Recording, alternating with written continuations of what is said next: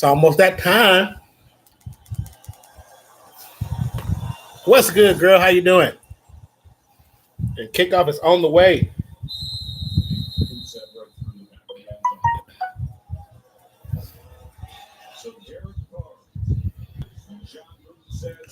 How you doing, girl? We do here is about him. Yeah, Derek Carr 2 years ago, this guy was an MVP candidate. Last year he fell off a little bit. Sorry, I was trying to eat something real quick. 6 and 10. But he feels rejuvenated, and we need to see what this offense looks like. Welcome to the stream. My name is Jason, aka Jason Reacts. Let's get underway. First play of the game. Let's go.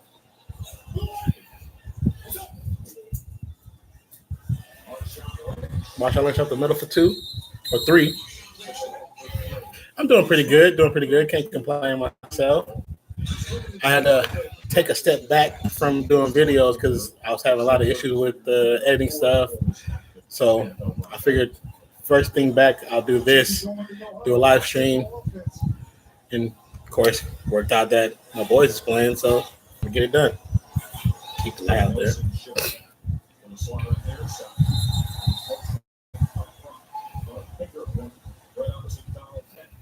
How are you doing? How are the videos going? Is the channel growing the way you want it to grow?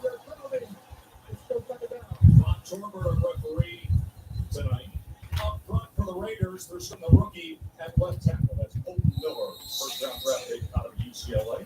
They're expecting a breakout season from Amari Cooper. I'm trying to grow like you. You're growing pretty quick. I'm trying to be like you. I want to be like you when I grow up. That video where you did the hike in the smoking, I was like, I thought you were gonna pass off for sure. First down, Raiders. Let's go. Marshawn Lynch with another run up the middle. Are you into football? Football fan or any sports? I know you live in LA, so I mean, you could be a Lakers fan, could be a Rams fan. I'm not sure. Two tight ends here as Lynch splits out wide to the top of your screen. This is what Derek Carr does so well. The audibles at the line of scrimmage, he thinks he can get them in the right looks.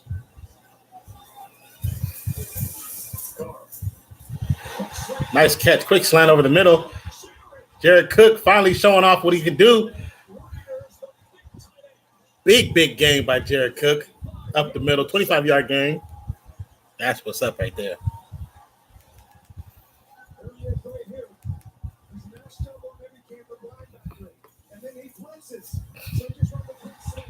Just a heads up, this is not a sports stream. This is a reaction channel. So I'm watching the game and I'm reacting live to the sports. This is not a Raiders channel. This is not, I'm claiming to be something I'm not. Nope, I do reaction reviews and I talk about movies, sports, and television. So if that's not what you're looking for, I'm sorry to tell you that.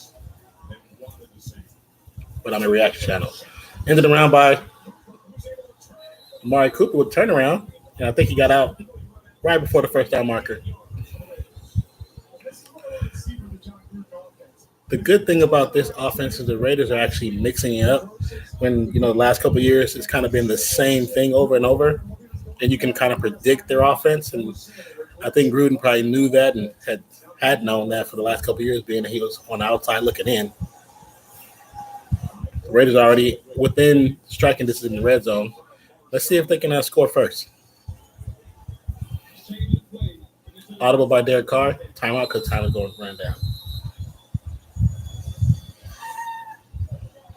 I will be slowly eating while I'm doing this. You mentioned Derek Carr because I was starving. You know, the best thing for dinner is breakfast. Breakfast is the best thing for dinner. You would think like how we're supposed to eat and how we're supposed to maintain our bodies. Don't take my weight advice, but I'm just saying they want you to eat a healthy, heavy mid breakfast and a light dinner. So wouldn't breakfast work out better for dinner and dinner work out better for breakfast? I'm just wondering. Just imagine a nice, fat, juicy T-bone steak for breakfast. That's why steak and the eggs go bomb together.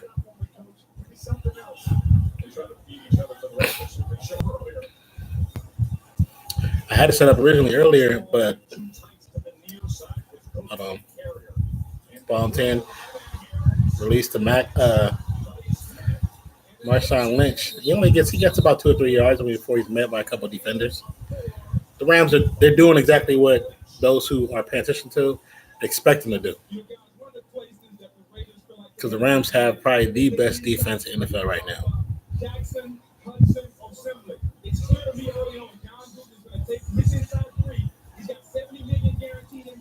Marshawn Lynch ended that run against his cousin Peters, Marcus Peters, who was a trade from the Chiefs to the Rams. Another audible by Carr. Max protect and offsides. I want to say offsides by the rookie, maybe, or offsides in Oakland. Yep, false start Oakland. It was first and goal, pretty much. Defensive line for Rams, Aaron Donald and Dominican Sue. Oh my God, Corey Littleton. They got a hell of a squad. Like they have a squad on defense. And to tie it up, Marcus Peters and Aqib Talib on both ends. That's a dangerous duo for cornerbacks for your defense. Ball's on 12, snap. Carter Lynch. Lynch really gets nowhere, so they're probably looking to settle for the field goal. It looks like they're playing to settle for a field goal. He does such a good job out the backfield. People are saying, is he still beast mode? Does he have beast mode? We saw a lot of 8-man boxes where they're breaking the safety down. He's still having a lot of success running the football. Now they have to capitalize on the second down. Maybe they try to pass it, get a little bit closer to the end of the end zone. 71-year-old defensive coordinator Wade Phillips for the Rams up against the play calling head coach John. Raiders have one running back, one tight end, 3 wide receivers, stacked wide right. Quick snap to Marshawn Lynch, and it gets to about the. Actually, oh wait, no, he got the push into the end zone. You always forget that the O-line can push the players now. The O-line can push the players, and the Raiders, the O-line pushed Marshawn Lynch to the end zone. That was a heck of a play. It was a quick draw in the middle, which I don't think, because of the set they had, the Raiders had 3 wide rights, 1 tight end to the left, and a running back. They didn't expect that play to come out. They were looking for a probably quick slant or fade route to the post. Fade route to the end zone. And Rodney Hudson, Gabe Jackson, like everybody was just pushing. And for your first series with the new John Gruden era, the $100 million man, that's a good start. That's a good start.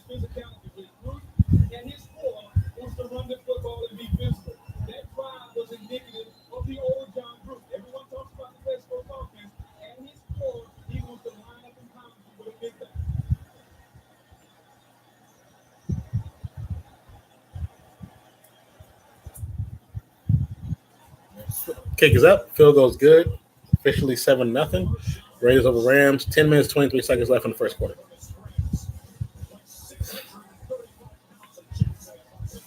This should be interesting.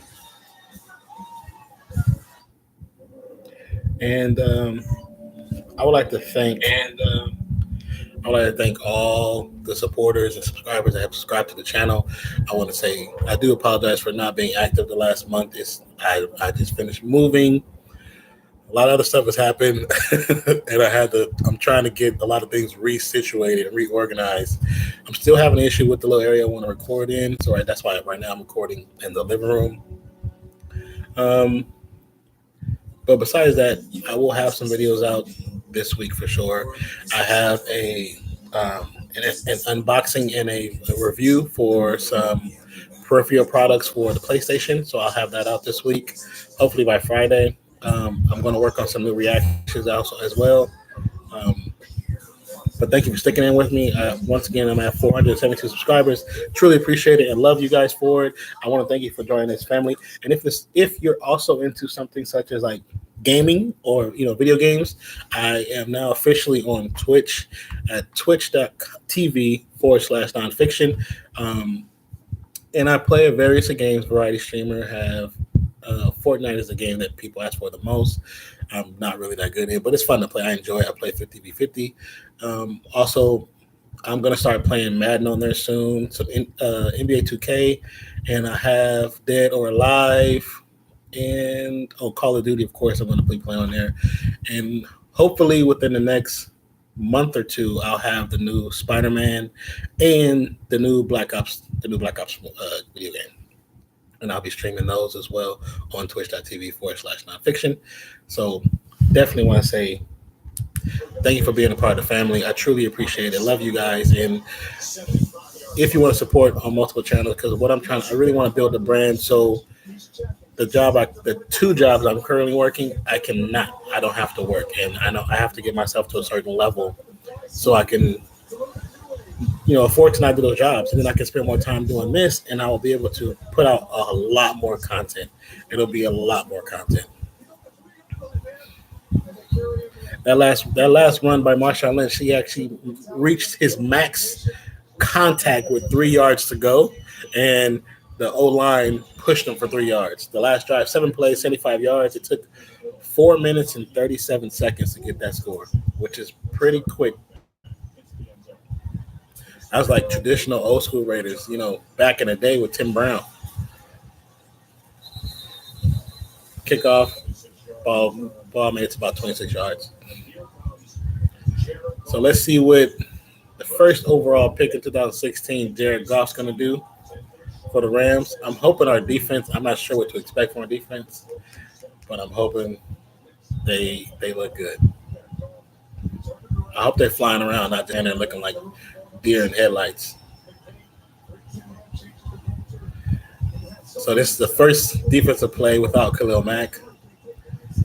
Damn, we got rid of Khalil Mack. I still can't play that joint. But let's see what happens. What kind of pressure do we get?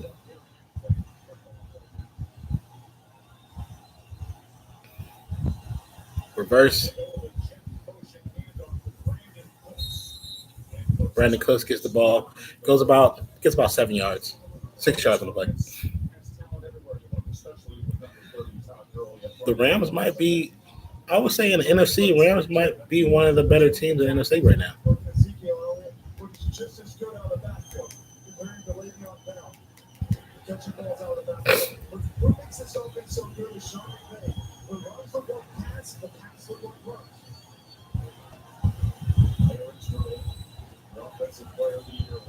We need to get pressure. That's what we need. We need pressure on the QB. Another run play to the right. And he's pushing. He gets about 2 yards. Oh, he gets about 2-3 yards. The Raiders knew to play from the jump, so that's a good thing.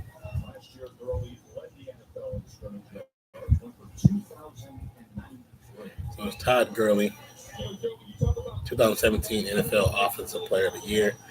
That boy, he's good. That boy can run.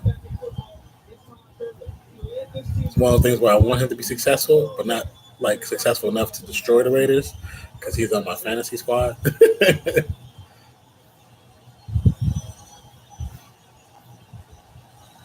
Raiders making change at the line. So are the Rams. And they get pressure, and it's holding.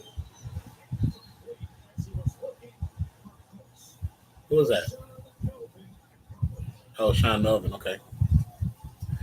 All right. So 4 and out. That was a good set for both squads. The Raiders finally got pressure on the right-hand side. And because there was a lot of contact, but because it was within the 5 yards, they're not going to call pass interference.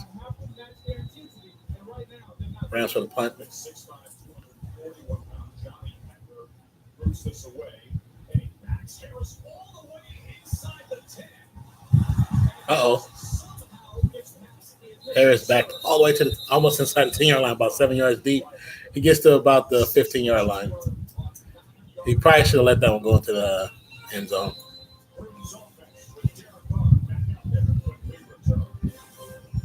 Now game's going to a TV timeout. 7-0 Raiders, first quarter, 8 minutes, 34 seconds. Hold on 1 second, guys.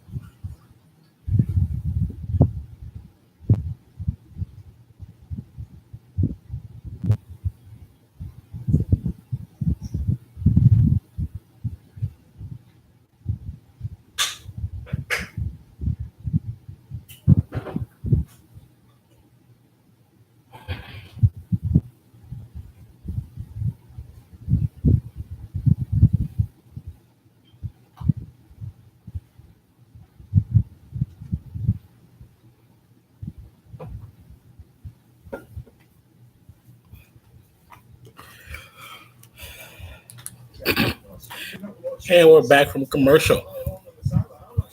Hope everybody's having a wonderful day or night, depending on where you are in the world today.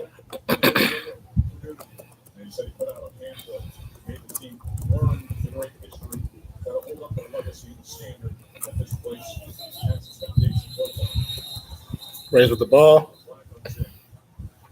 Flag call to start on offense.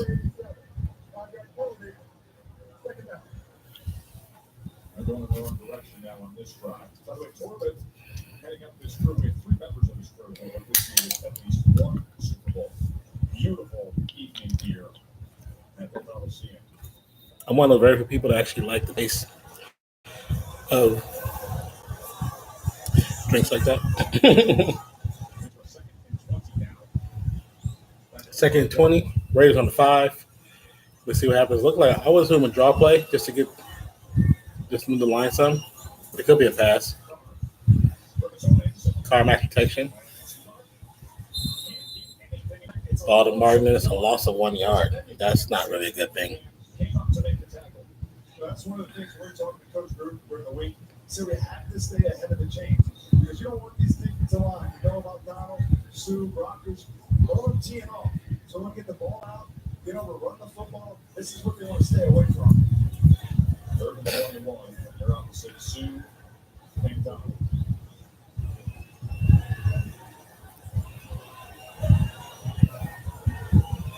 Raiders with a negative push on the second time.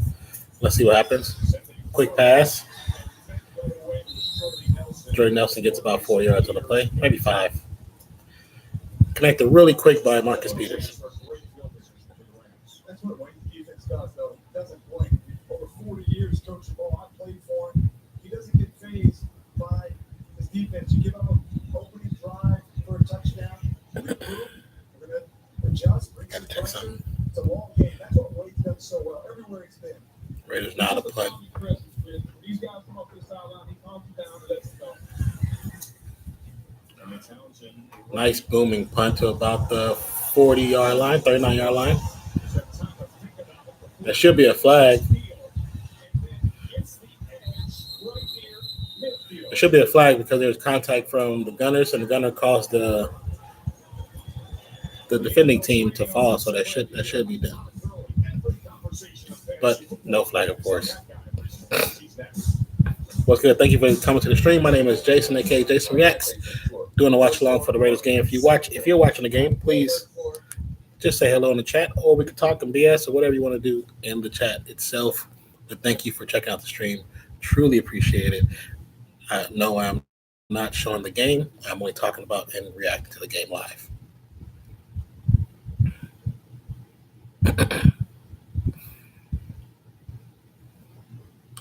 So they're showing the trailer, which now officially I'm not going to react to because White Boy Rick movie trailer. Not going to react to that one now. I thought about it because I saw the title pop up, but now because it's here, even though I can't hear anything, I've pretty much seen the whole damn thing.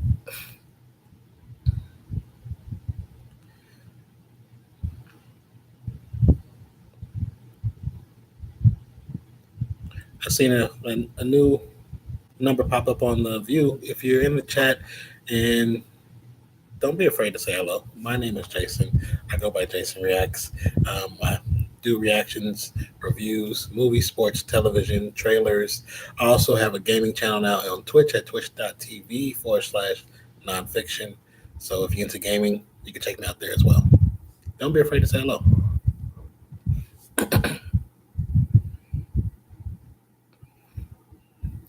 Have you guys seen that new Madden commercial where they talk about the kid who's like made the greatest play of all time? Is it just me, or you think that commercial is kind of stupid too?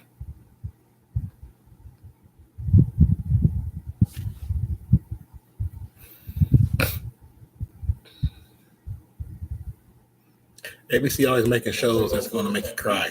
That Million Little Things, that show's going to make you cry like every damn episode. Yeah, 2,000 yards last year. It's not bad. Last season. That's pretty good. It's 52.5 yards receiving a game, and 87 rushing. That's pretty good, actually. He really is. He can do it all.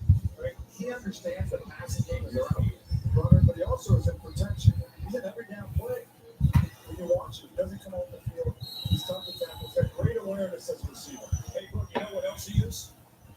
Yes, I know I shouldn't be drinking at this late. But need a little perk. Jared Goff with plenty of time in the pocket. Oh, pass incomplete because the receiver just dropped the ball. The receiver had to turn around, make a full turnaround to catch the ball. So he stops and he catches the ball, but he's falling. And I think that's the contact with the ground causing him to fumble the ball. Or call, I don't know. He doesn't have it. Those are the plays. That's the play action I was talking about, Joe. They're going to fake it to Gurley, pull up. But if the Raiders keep falling for that play action, they're going to get him on a big play. I guarantee you that. So far, the defense of the Raiders is looking okay without Khalil.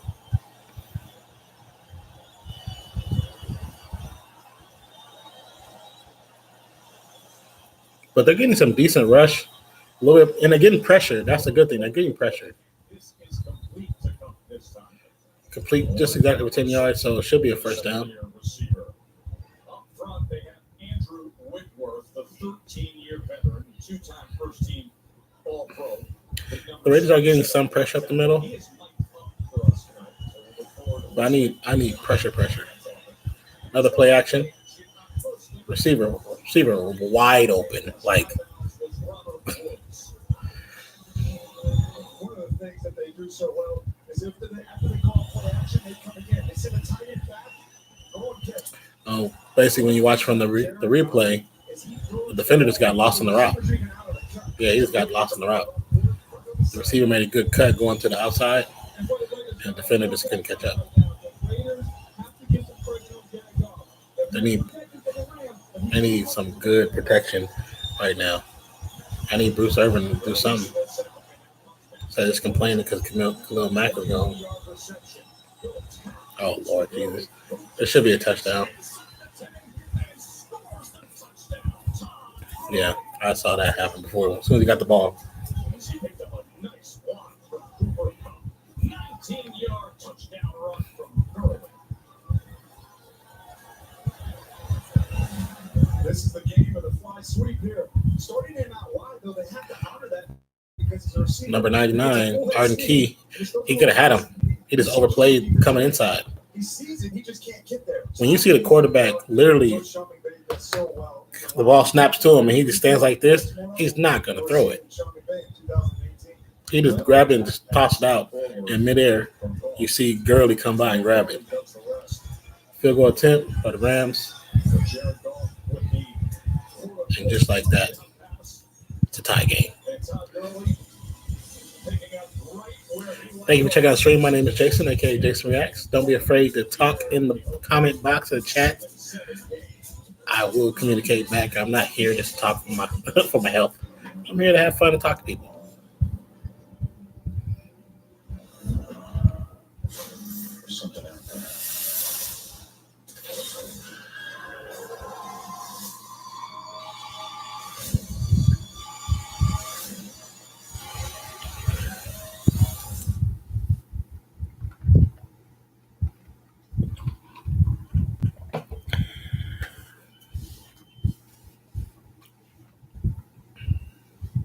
Did anybody see that Green Bay game yesterday? That was ugly. That was ugly for the other team. They had them down. And this dude, Aaron Rodgers, comes out of nowhere and saves the day like Superman. It's crazy. It was a pretty good game, though.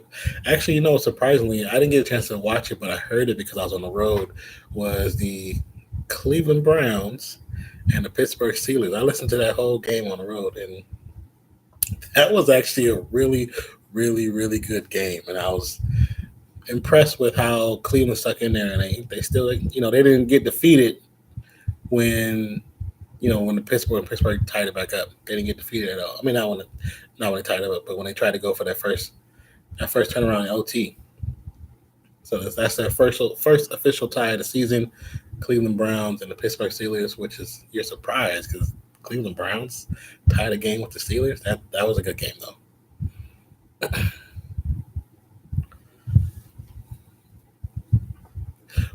What's good, everybody? Thank you for checking out the stream. My name is Jason, aka Jason Reacts.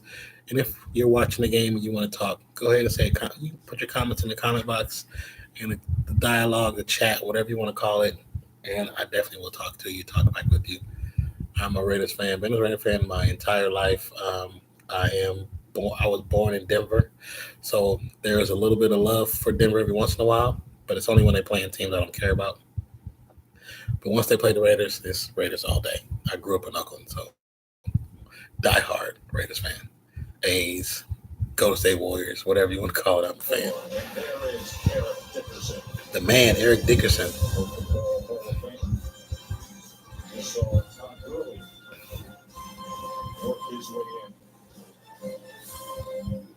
Score is now officially 7-7. First quarter still, 4 minutes, 53 seconds left in the first quarter on this wonderful Monday Night Football. Kickoff, ball knelt down for touchback. This one right here in Oakland. Holy crap. They showed a picture of Marshawn Lynch from Oakland Tech. He looks like a super square. So he from that first picture to what he looks like now, to the older pictures, yeah, something happened. There was a change in that brother.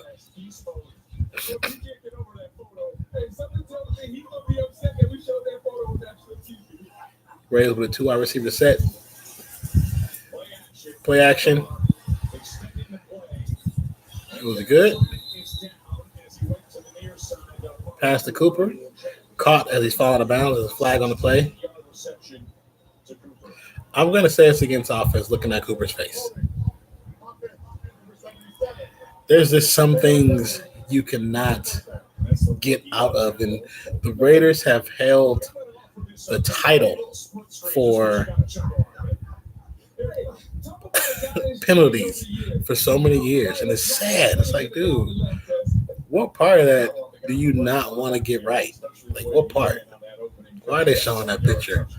They show that picture. It's a picture of him with like some really tiny spectacles on. And he's like cheesing hella hard with a bad lineup of Marshawn Lynch. This is terrible. Passing outside.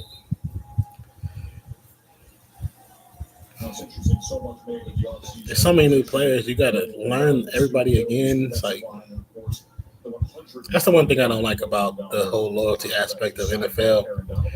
There's so many players are lost in switching teams that once you get used to them, then they gone.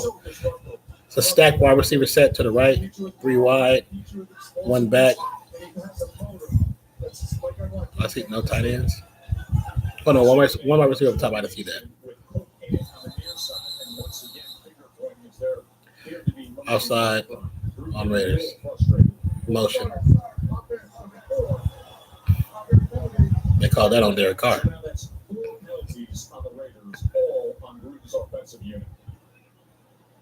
So this is all on Raiders. It's because it's still, I'm telling you, it's still crap that they had not got down because you already know that Gruden's book is crazy. His offensive book, you already know is crazy. 4 penalties already on offense, and it's only the first quarter. I think it's because that O-line is a little nervous about the Nonpfixion.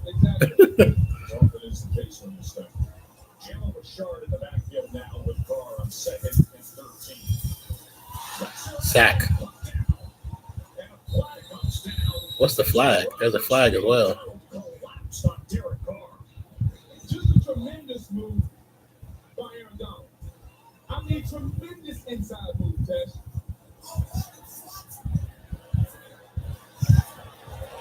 What's the penalty? Nonpfixion is arguing with the.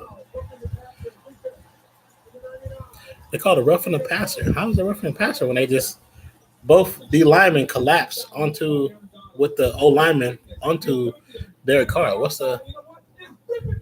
That was a nice rip. Oh, because he went for his legs.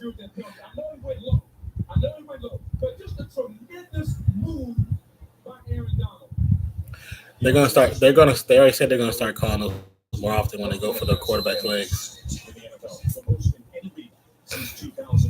They say it's been 14 roughing the passer calls in the first week, most ever in any week. They said they're really gonna go out and protect the quarterback. Marshawn Lynch up the middle for about 4 yards. Depending on where they spot, it should be 4 yards. He's going against us similarly. He's a pretty good player. He's a 2-time All-Pro. Yeah, he just gets you leaning. He has such great awareness. All the great pass rushers. I played against Donald the last 2 years, and we had Zach Martin there in Dallas, and it was a battle.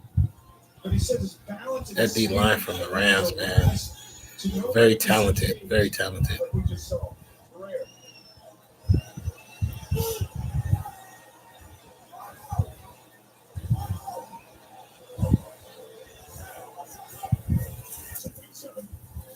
Quick pass.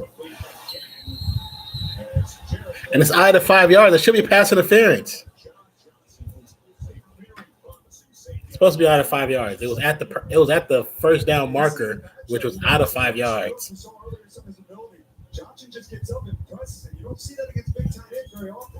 And he's pulling his jersey, everything. Of course, Jared Cook complained about it. No love to the Jared Cook. Cooper, Jordan, Seth, Roberts, Cook, Jalen Richard, all offense.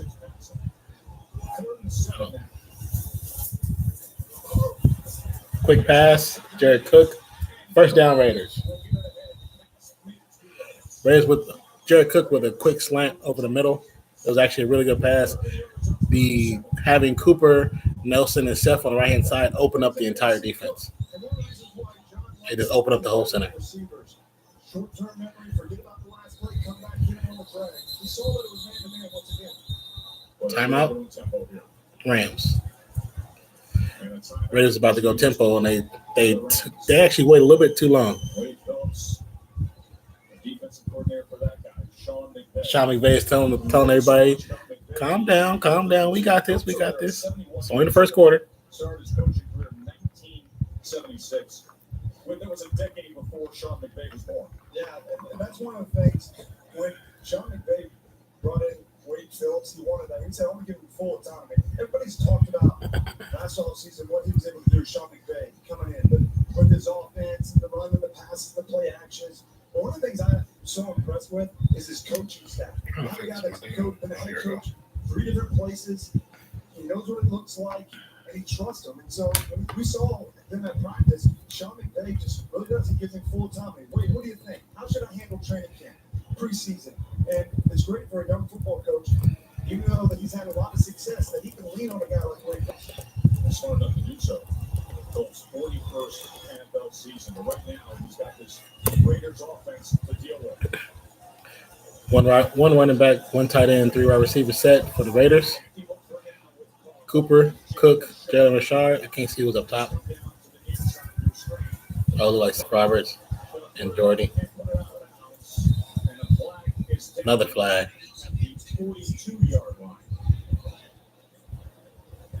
It's got to be on offense. It's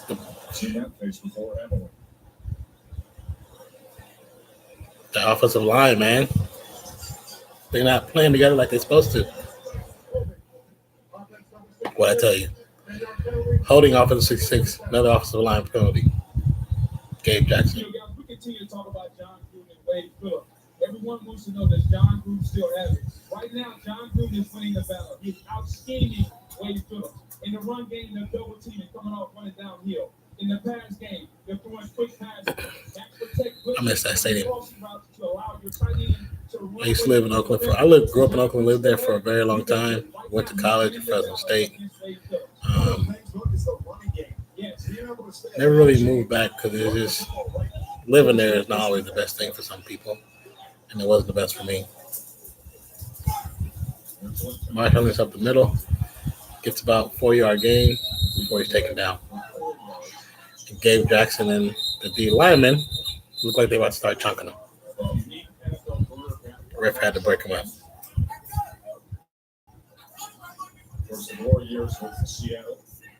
Marcus Peters and Marshawn Lynch kind of jawing at each other, not in a friendly, like, you ain't getting through here type thing. Marshawn Lynch for 26 yards on 6 rush attempts so far. That's not bad. 26. Raiders stack left. Jordy Nelson on the solo on the right. Marshawn in the back.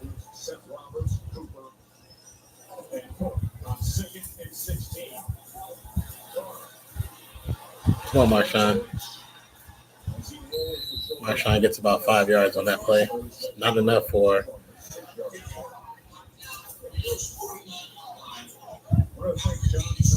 What he does pre-snap.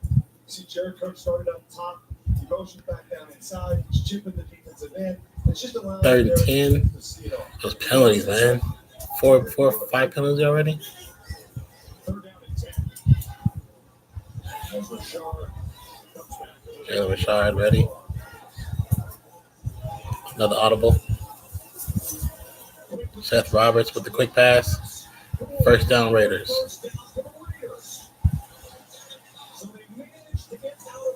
Seth Roberts and Marcus Peters going at it now. Thank you for checking out the stream. My name is Jason, a.k.a. Jason Rax. Don't be afraid to comment, question, whatever you want to do, put it in the chat box. I like saying chat box because it's where it is. It's a chat box. It's a box where people chat. First down, Raiders. 6 seconds to go. They try to get a play out for the quarter expires. I guess they're trying to do a hard count, which nobody bid on it.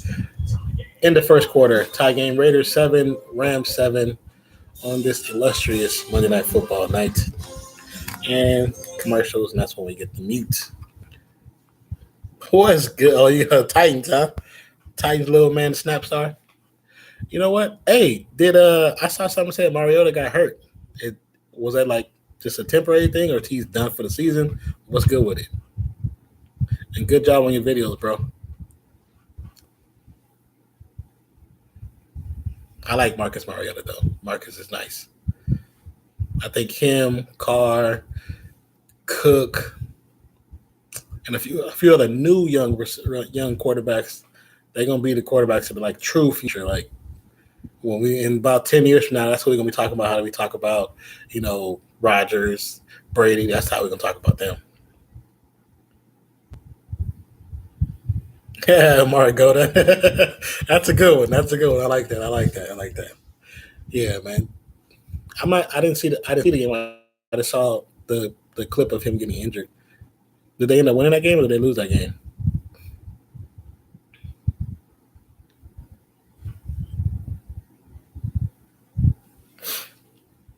I mean, that's good as temporary because him and Carr got injuries the same week. A year ago, 2 years ago, and they both had leg injuries, which was kind of weird. And everybody was talking about how it was weird because of how they happened. But I mean, I hope it's temporary. You never want to see a person or a player get hurt, regardless if they're on your team or, team that you don't like, or an opponent. They're an opponent, because that's how they pay.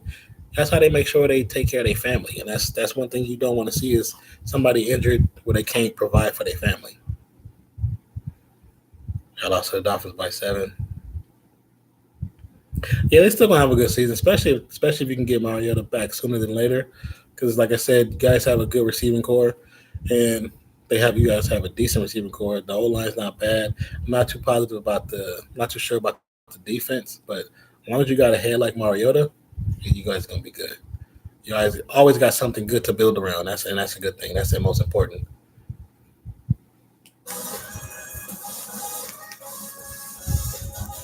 Monday Night Football in Oakland, California. They lost by 7.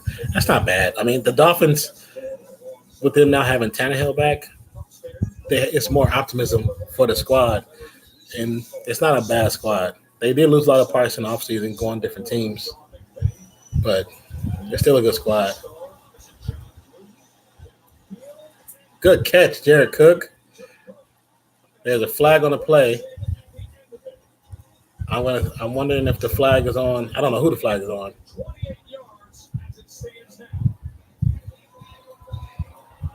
Must be on defense. Good contact on the defense. Pass is good to Jared Cook. Talib Kweli. Aqib Talib. One player I do not like. I didn't see the contact, but that was a nice pass. He just floated right over the defense. And the defender jumped a second too early. He would jump a second earlier, the ball would have landed right in his hands. Raiders down the 10-yard line. I'm assuming a run. And it could be a run. It's either a run to the left or to right to center. Derek Carr with the audible at the line of scrimmage. No, they're going to the right. The reason why I assume the left because last season, the Raiders had more success going to the left than any other side of the ball. But I think also because they got the rookie on the left-hand side and now the veterans on the right-hand side.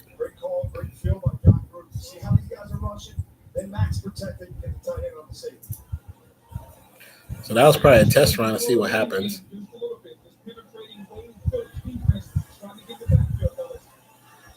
What year did I start liking the Raiders? To be honest with you, I was born into it, man. My dad, my brother, they all Raider fans. Like my mom, Raider fans. Derek Carr with the end around. Not a QB sneak, but it's a broken play, so he ran. Yeah, I've liked the Raiders forever, man. I'm an old head, boy. I grew up where I grew up from my bathroom, actually from the roof of my house, I could see the top of Oakland Coliseum from my house. So when the fireworks go out 4th of July for the A's, I can see that. You know what I'm saying? I can see that. I mean, Cook's been a matchup nightmare so far. Wouldn't be surprised if they. Oh, trying to see if it really works. The chat, yeah, the chat works, bro. Thank you for checking out, man. If you like what you see, please hit that subscribe button, man. And if you check out other videos and you like my other videos, hit that notification bell because I got some new videos coming out soon.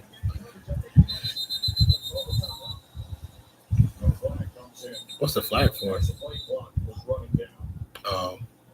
Delay of game, Raiders.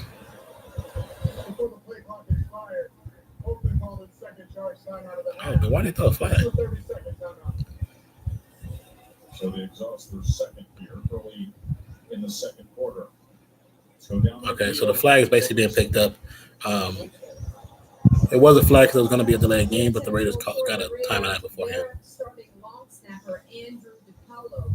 He is out of this game with a knee injury. His replacement will be number 86, Lee Smith. Let's see how that figures in for the rest of this game. At this level of the game, the tight end is now going to be the long snapper, Lee Smith, because the long snapper is out of the game. So now they're on the sideline practicing, which they need to just in case they have to punt or field goal or anything. A lot of these special teams units haven't been put together, so we'll look for that. Smith will be called into action. Lynch, Cook, Cooper, Nelson, and Roberts all on the field. Offensive set. They kind of spread them out. Looks like Cooper. Nope. Cook is up top. Quick slant with Nelson. And he gets about 3 to 4 yards. And this is going to be a field goal, of course. Thank you for checking out the stream too, Justin, man. Appreciate you, bro. The new snapper now is Lee Smith. Andrew DiPaolo is out of the game. So Lee Smith, new snapper. Johnny Townsend is the holder. And Nugent is the kicker. 24-yard attempt. Let's see how this goes. It's the first time they've even done this together. And looks good. The snap was a little bit slow, though. The snap was definitely a little bit slow. 12 minutes, 31 seconds, second quarter. Raiders 10, Rams 7. And they're going to commercial timeout. Yeah, man, I've always been a Raiders fan. When they left Oakland, I didn't stop being a Raiders fan, but just it wasn't a focus because they weren't there anymore. So I became a diehard A's fan. And me and my friends, we used to ride our bikes to the stadium during spring ball. And during that time, you can go there and get your ball signed. You can watch them practice. You can see all kind of stuff. And we ride our bikes, and none of us had locks. And the way the Oakland Stadium is, I'm not sure. I don't think it's like that now. But when you see it from the top, there's actually stairs that go up the sides. The stairs that go up, it's like a really large hill mound, and the stairs that go up on all that whole side used to be just like grass and like foliage, like vines, and it was like thick of vines, and it always was full of like mice and all kind of other crap. But because people were scared to walk through it, and we knew that, we would actually take our bikes and throw our bikes in there. And so, because we didn't have locks, none of us had locks. Because we didn't go, wherever we rode our bike to, we wasn't going to be off of them long enough to lock them down. So we would throw our bikes in the vines, go inside, sometimes sneak inside. There's always ways to get in places when you really want to get there, because we couldn't afford to always pay for those games. But get up in there, meet players, we didn't take pictures, but we were, seeing people take pictures. I used to collect baseball cards, get baseball cards signed, shirts signed, hats signed, all kind of stuff, man. Like I said, for the A's, was true diehard. I spent a lot of years in that stadium watching baseball. Me and my dad, my brother. My last game was Mark McGwire's last game in Oakland. And he hits this moonshot. That ball, we were looking like, oh my God. It was so hard, and he hit it so far. It lived. I think it went out of the back fence of the stadium.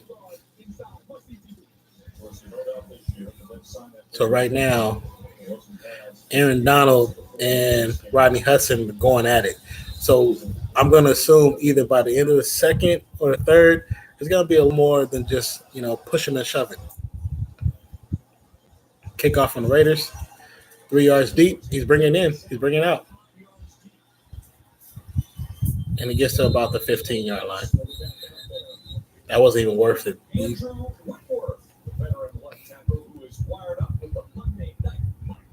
Monday Night Mike is on Andrew Whitworth, tackle for the Rams.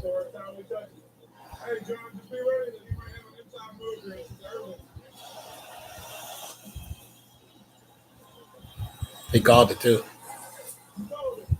He called it.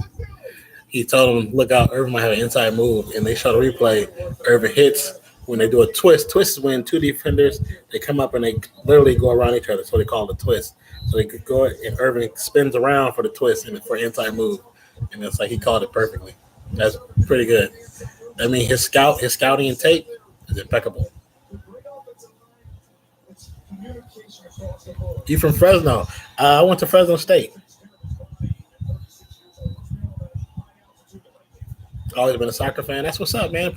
Thank you for checking out the new sport, man. Well, it's not new, but new for you. You know what I'm saying? But yeah, Rams. They were in LA. They went from LA to St. Louis. Now they're back in LA. Yeah, they did do really good. I think they're going to do even better this year, man. They have a great defense, a really good stout offense. I think Rams. They're going to be in. I'll be surprised if they weren't in the playoffs. Yeah, I went to Fresno State some years back, but I graduated from there. When I first started, this is how I'm gonna date myself. When I first started, David Carr was playing as a quarterback, but I graduated some years later. And when I used to work for the football team, and when I left Fresno to move to LA, Derek Carr was playing. I used to work for the football team too, so. Yeah, Derek Carr is from Bakersfield. He's not from Fresno. He's from Bakersfield. His family's from big shot, big time, and a pass interference because he didn't even turn around.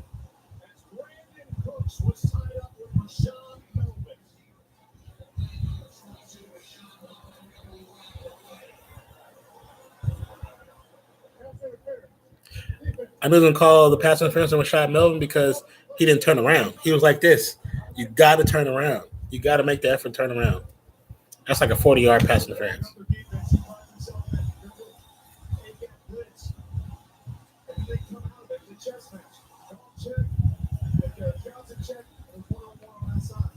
Yeah, that's about 40 yards.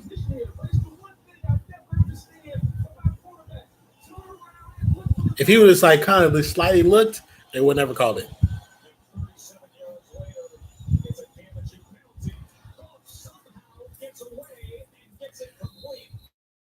Was that Arden Key? They almost had the sack.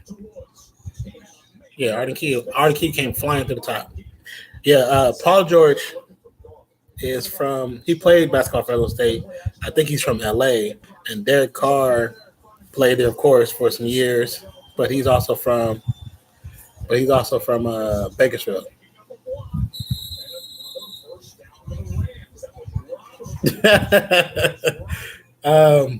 Do I? Every time, man. Yeah, like I said, I spent a lot of time in Fresno, bro. This defense is not holding like it's supposed to. That's the one thing that sucks about those first games. You're trying to. There's no matter how much you practice, how much preseason is. Preseason starters don't get to really play with each other because you're just trying to figure out different positions. But that first game, if it's an important game like this, it's hard to gauge how the team's going to play because this is their first time really getting it going in game speed, game action, and game tempo.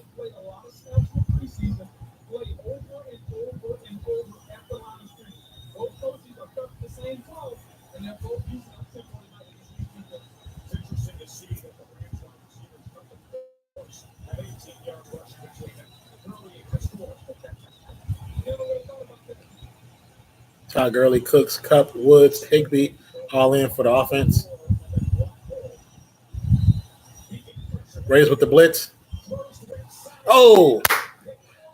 Passed the Cup, tipped off his hands, almost had an interception. Raiders almost had an interception, didn't work out.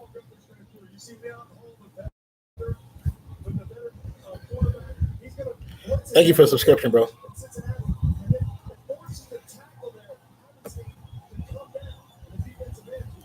Thank you for stopping, man. Thank you for the subscription. I truly appreciate you. When you get a chance, come back and check out a lot of my reactions, my reviews, and give me your feedback, man. Appreciate you. Much love.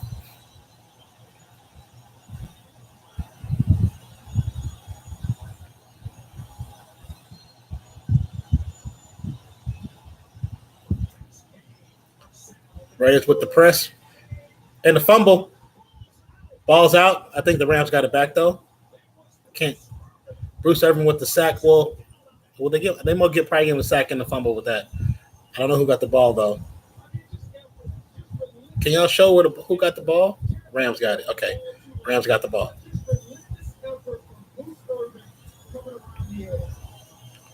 They finally got pressure. That's what we're looking for. They finally get pressure.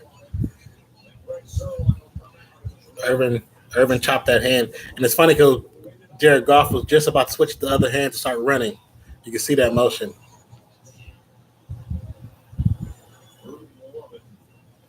And it just makes you think what could have happened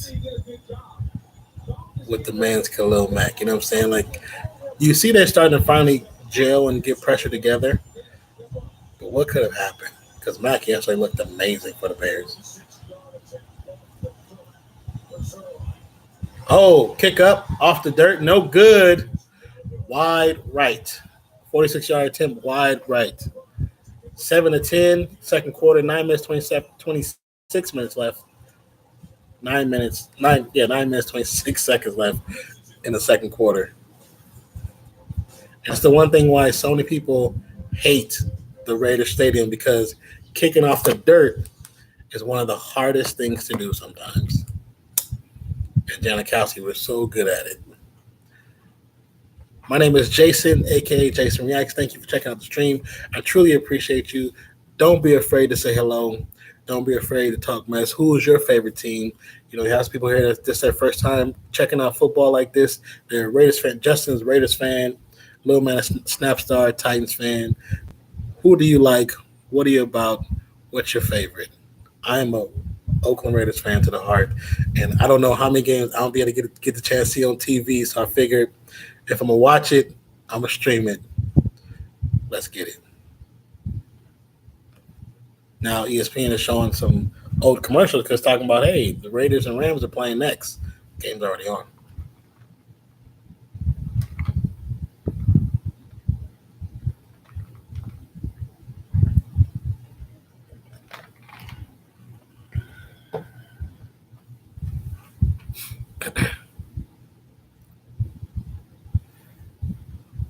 Let me do something. Thank you for the thumbs up. Truly appreciate you.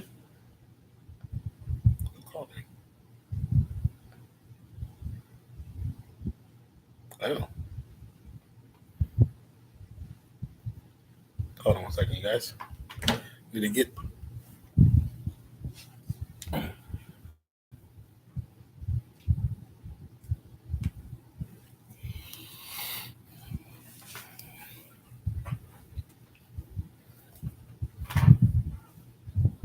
You say, do I stream every week? No, I don't stream every week. I'm actually trying to get into the habit of streaming more often.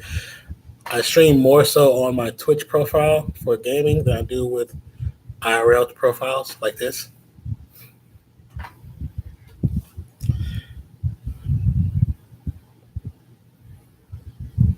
Hold on one second, you guys.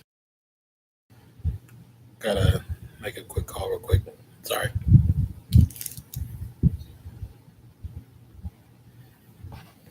This was a concern of the special teams coordinator, Colin Sponsor, so much so that that's where they held special teams practice last Tuesday. Kyle Lubric's softball infield. The concern showed up. He missed off the turf. Here's one. Trying to go right to the tee. How about Rams defense?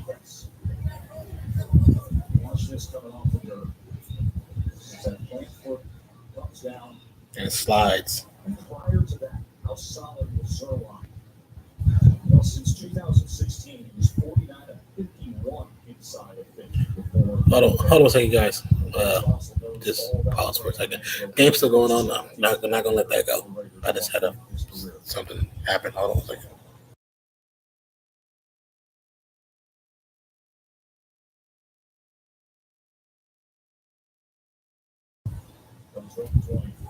Raiders got the ball on the 40. Pass to Reggie Nelson wide open, out of bounds.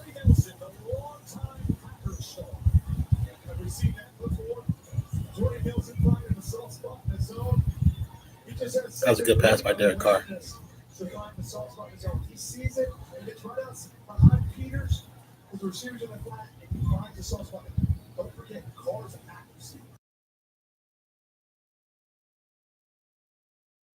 What do you make message?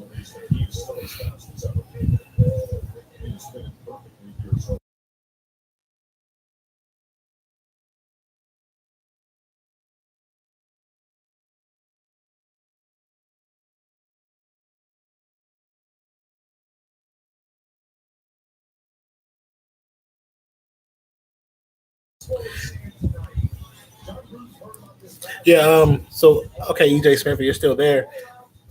Do you like what I'm doing right here, where I'm kind of talking about what's going on and just doing a kind of a watch along? If you do, then I can try to work on some other things to watch along with you guys to even get it going. You know what I'm saying? Like, oh, appreciate that, EJ Smith. Are you subscribed, sir? You subscribe to the channel? And if you hit the notification, you'll know anytime I do anything. I am working on some new videos for the channel. I have a review of a product review coming up soon for some peripherals for the PlayStation 4. I am also going to have some new reactions coming up soon this week as well.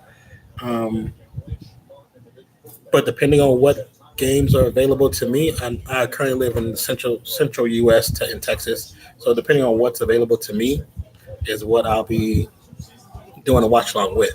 So it could. I'm just happy this first game is the Raiders game, but it could be a Dallas game, could be Houston.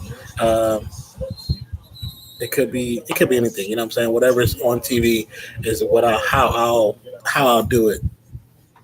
But if you're down to watch and down to support, then I'm down to make it happen, man. So you let me know, and we'll make it work. But definitely, thank you for checking out the stream. I go by Jason or Jason Reacts. Truly appreciate you. And don't forget to subscribe and hit that notification bell.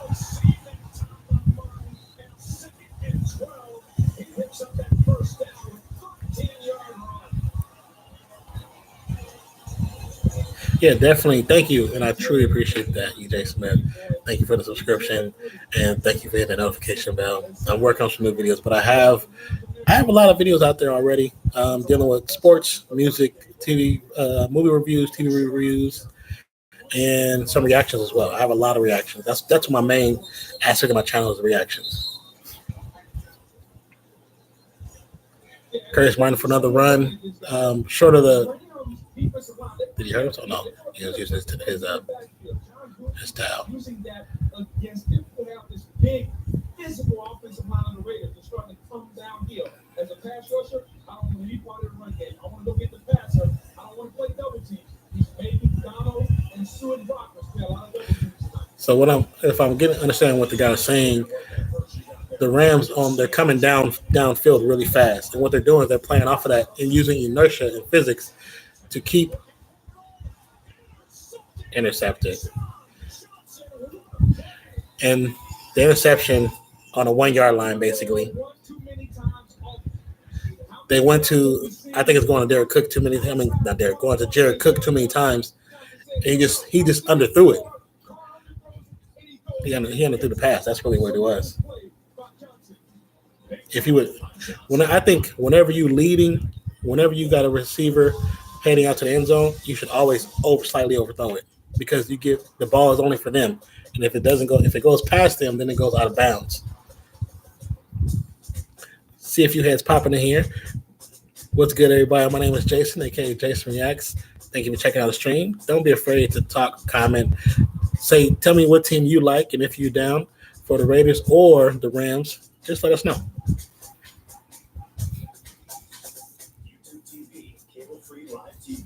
I figured I'd let that commercial go because it is YouTube TV.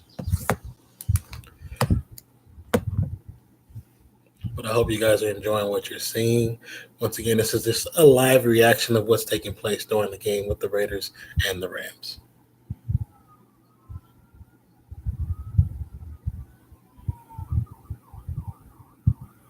Just checking my phone. Hold on 1 second, you guys. I have the sound turned off, so I noticed I had a phone call.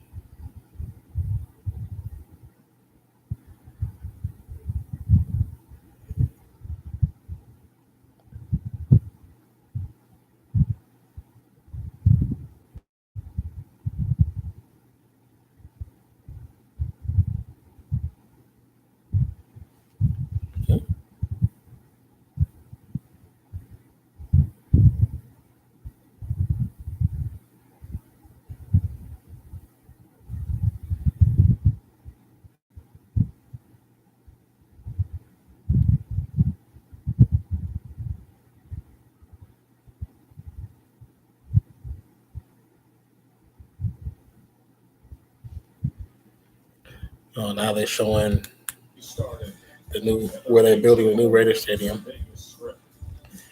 And as you can tell, I'm not really happy about that at all. Not at all.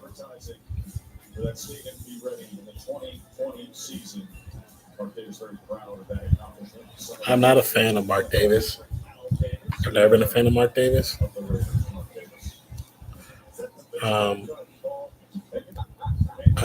I personally believe that there should be new ownership of the Raiders. And the reason I say that is because Raiders are in a position right now where their main financial backing, they're one of the poorest teams in the NFL. And I know saying millions to be poor, it doesn't equate, but they're one of the poorest teams in the NFL. And that's part of the reason why they could not sign Khalil Mack. That's part of the reasons. They could have tried to, but they could have, there's a few things they could have done, but part of the reason they don't have the money. Regardless of the cap, if your team don't have the money, they don't have the money. And that's a big part of it. They couldn't promise them certain numbers. They could have gave him the tag, though, the franchise tag. Rams going deep. He looks like he's wide open. Another pass interference. Dude, turn around. Just turn around. It's going to be pass interference because these DBs are not turning around. It was a great play, but you didn't turn around. As long as you don't turn around, it's always a pass interference. As long as you can see, that's one issue I have with DBs. Like I said, I worked for a football team. So if you don't turn around, there's no pass interference.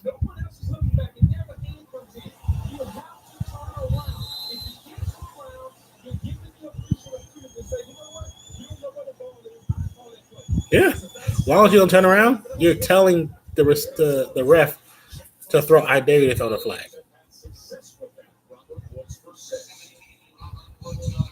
And that's been a issue for the Raiders for the last 7, 8, 9, 10 years. Like, dude, just turn around.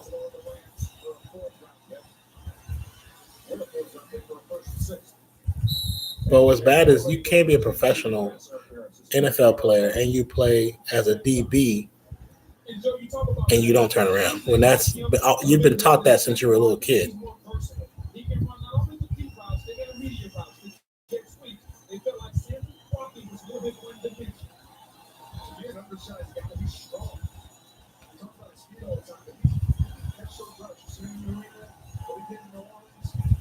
Raiders D line looking gassed. Like they breathing heavy right now.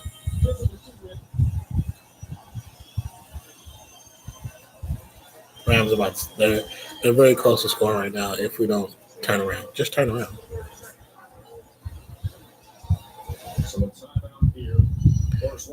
Timeout for the Rams, first and goal. In the NFL, 10-7, week one Oakland over was the the Rams.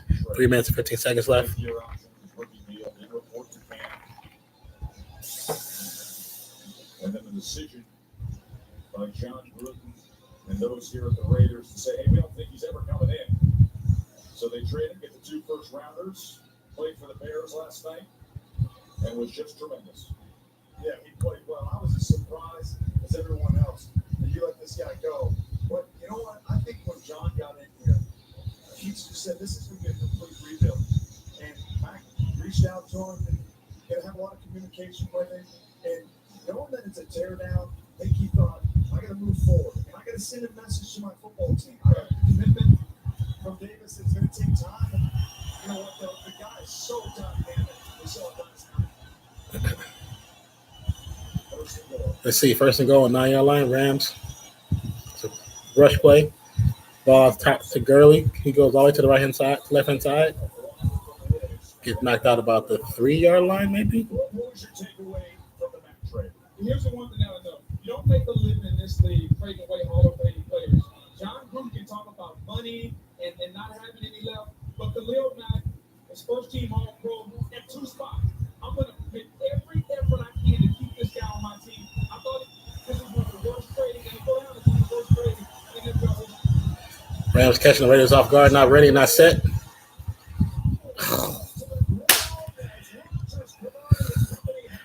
Throws the ball. Rodgers hits the ball. Another defender hits the ball. Another defender hits the ball. But nobody comes down with the ball. So no interception.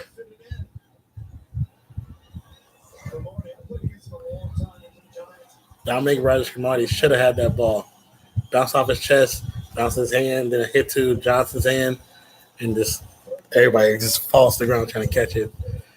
If they score right now, that's just ugh.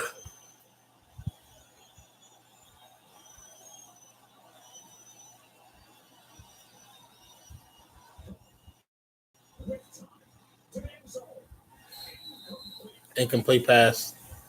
They finally didn't call the pass interference, but that's because the defender was turned around. So they're going for a field goal. So this, once again, they can tie the game up. So defense did what they're supposed to, even though the scare was because of the defense.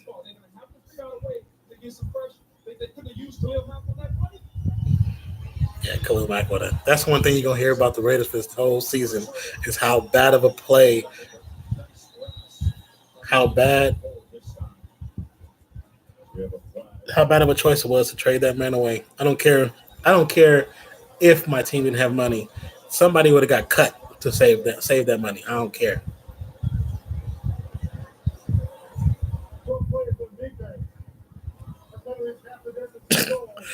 $12 players on defense. Looks like Sean McVay was considering going for it there, and then he sends the field goal unit back on the field. That moment of pause with an offensive-minded coach. Without getting pressure put up front for Oakland Raiders. When you're on a situation of a field goal, there's one player that their job is to count. Just like with a punt, their one job is to count, to make sure there's enough players. And if you count and you're getting 12 or you're getting 13, there's a problem. Field goal is good.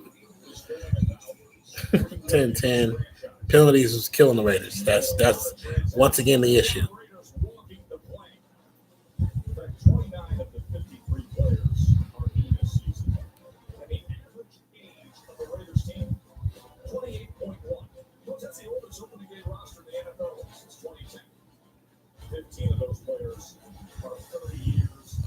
We have the oldest opening day roster since 2015. 28.1 years old, which is kind of crazy when you think about it.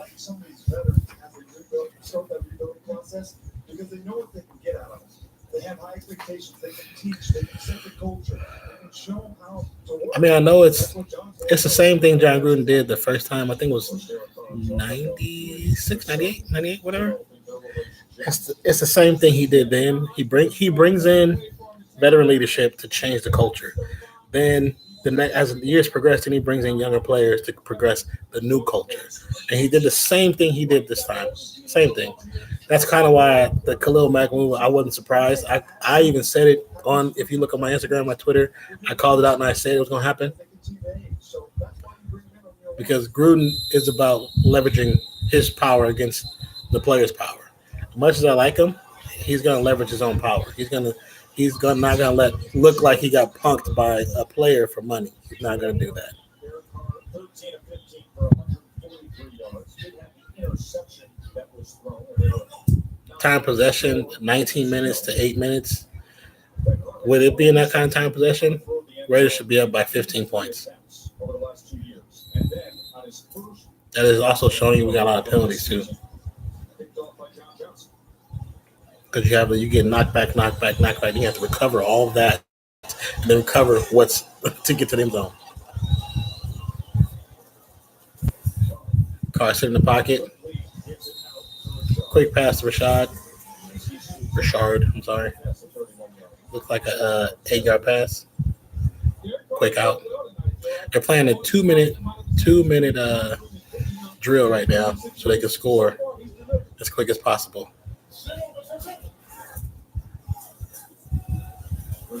First down for Richard. They need to get to a no huddle. Yeah, they're going to no huddle just like I thought. See if they get one in here before the 2-minute warning. Could be a hard count. Still a hard count. Loaded Rams roster against Gruden and this offense. 10-10 on Sunday.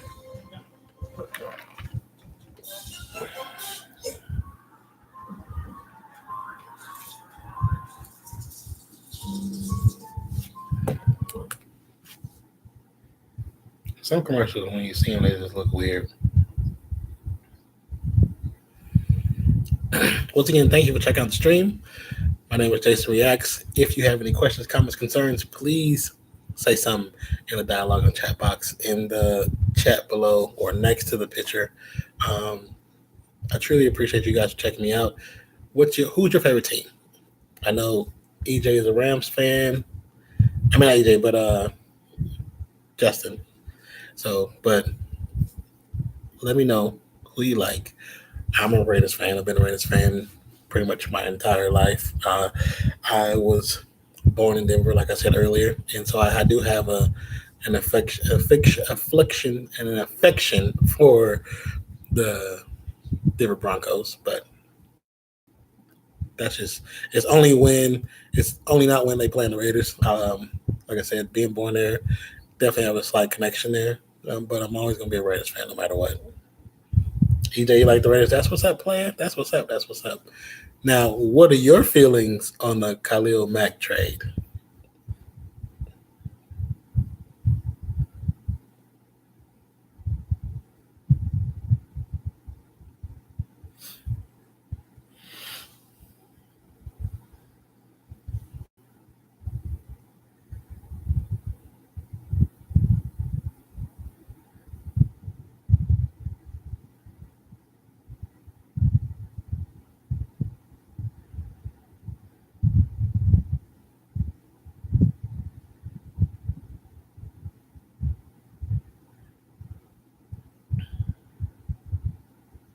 Yeah, I can understand. I definitely hate it, and I can understand it. But it's always business behind. It's always some BS behind the business. So, yeah, I would have cut somebody to make space. I would have clearly said, "Look, we got these two players got to go. We're gonna bring in some rookies, and hey, make it push." But you don't cut a Hall of Famer, and I'm not just saying that because I'm biased, but everybody and their mama know that Khalil Mack is a future Hall of Famer. Yeah, you don't let a Hall of Famer walk. Never do that. Raiders quick pressure. Pass to Amari Cooper. I think they gave him the first. I would say he was short at first, but it looked like they might have gave it to him. He might be like a few inches short. Yeah, you don't. But like what EJ is saying, you definitely do not let a Hall of Famer walk away. You never do that.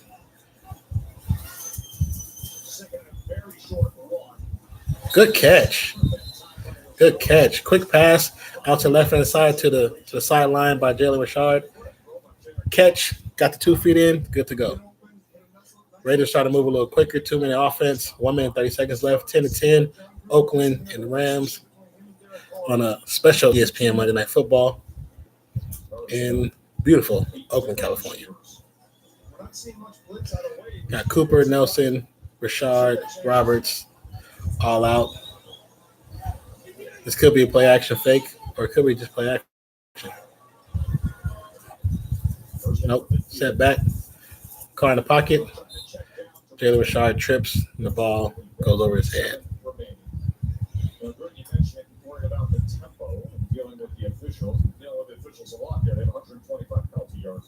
Yeah, no, a tight end should not be leading receiving yards. He should not. But that's the one thing from last year. If you notice toward the end of the season, Coop was not playing up to standard, and everybody kept saying it's because he was injured. But I think he was going through his lull. Every player, when they start their first year to their second year, third year, they go through these lulls because it's things that's happening to them that don't normally happen to them. Are they gonna get it with grounding? They're gonna get it with intentional grounding for Carr. No, holding. That's 10 yards instead of 5 yards. I need our O lineman to stop holding. Use technique instead of holding. Yeah, he does need more opportunities. I thought this towards the last season when from game, I want to say game 4 or 5, there was a hit that he got hit on him that got put on him, and he looked like he was injured. And from that point on, he wasn't playing the same that whole rest of that season. And I think he was injured this season, but they wasn't really saying nothing. Or they was making it seem like it wasn't anything serious. Pass to Jared Cook, and he gets hit quite hard. No huddle, 1 minute left.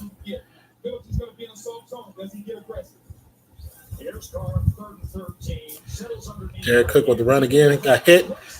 And the first down. He got hit. Turns around, dips that shoulder, smacks him again. He's in that 200-yard game. Yeah. I mean, I think at that point he was feeling better. And just from hearing all the stuff from behind the scenes, how the coaching staff was degrading the players.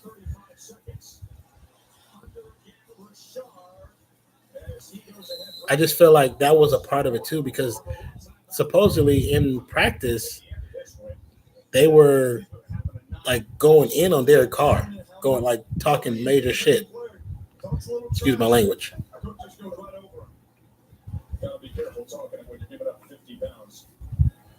Timeout, Oakland. 28 seconds left. It's a commercial-free Genesis halftime show. I'm assuming Genesis paying for the halftime. Yeah. Did you watch the Jets game? Did you see how they just ran over Detroit?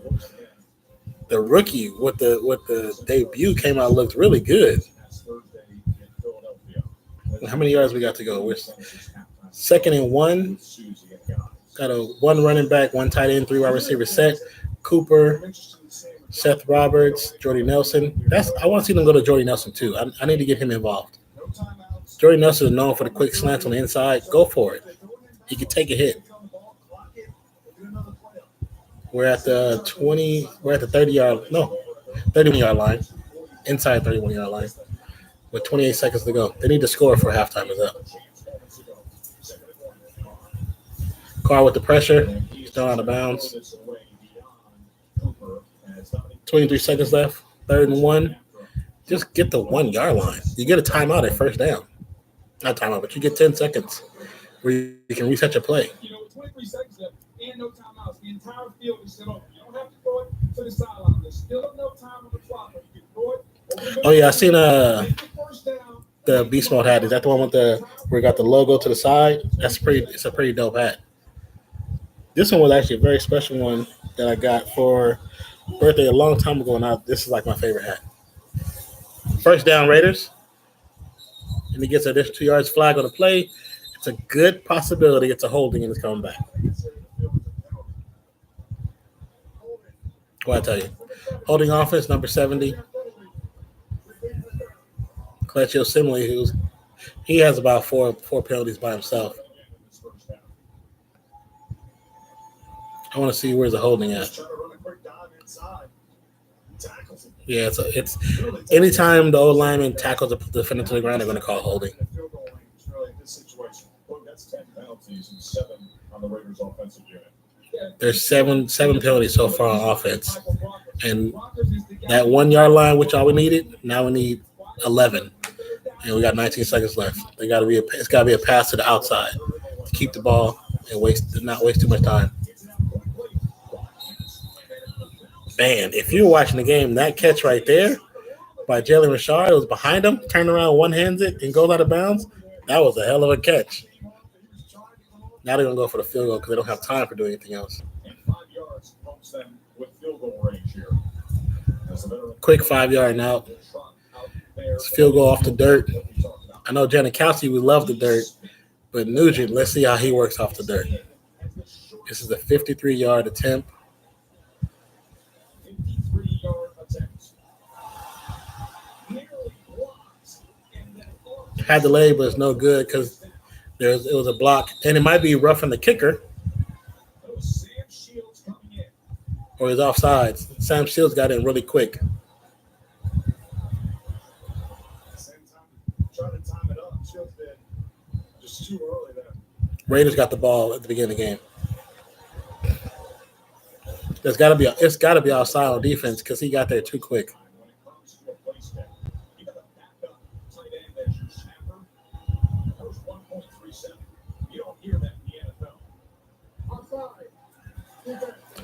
Offside defense.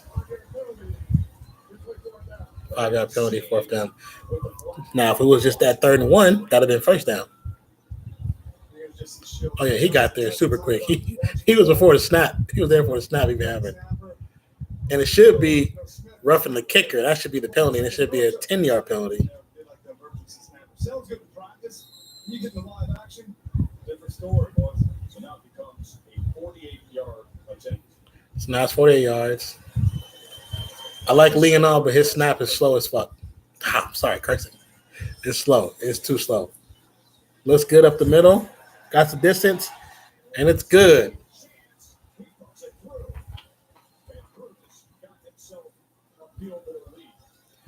Up by 3, 13-10 with 10 seconds to go in the second half. If the Raiders are smart, they should, I would say, squib kick it towards the end zone, but to the left-hand side, so it won't go toward the kicker.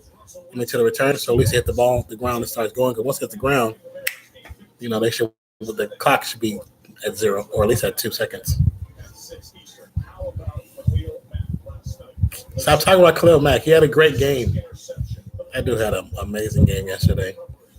His new team with the same old dominating presence. Really incredible to watch. Think about going to a new team, you've been holding out entire all season, and have a dominant performance like that against a good offensive line in Green Bay. I want to talk about a dominating performance and an all-time performance. Aaron Rodgers coming back out onto the field goal, fought the injury. Once again, thank you guys for checking out. Thank you guys for checking out the stream. If you like what you see, please hit that like button, that big old thumb up top. And if you're new to the channel, hit subscribe and the notification bell. I will be doing some more streaming this season, just depending on what games are playing.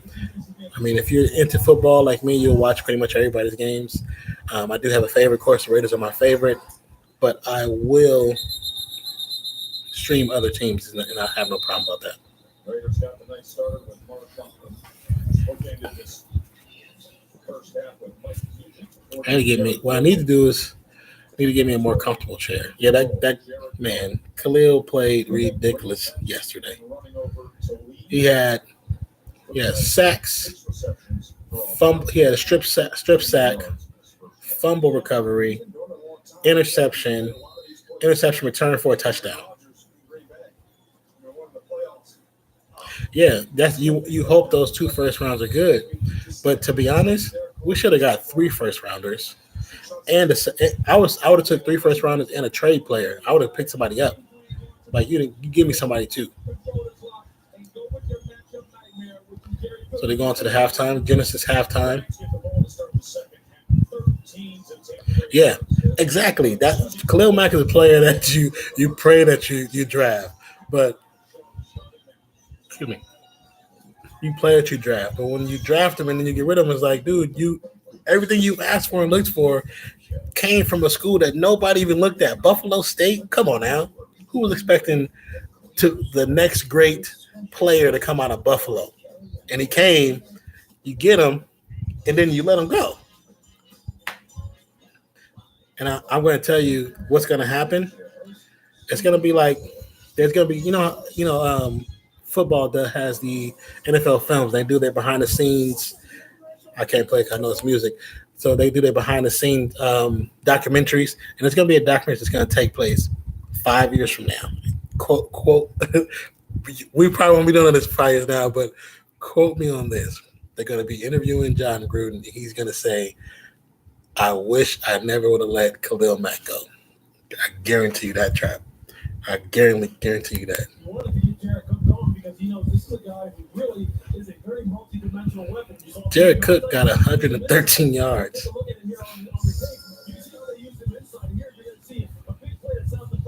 He was their weapon today. So they must have seen in the film that the Rams have issues guarding the tight end, even though you can only go off of some footage.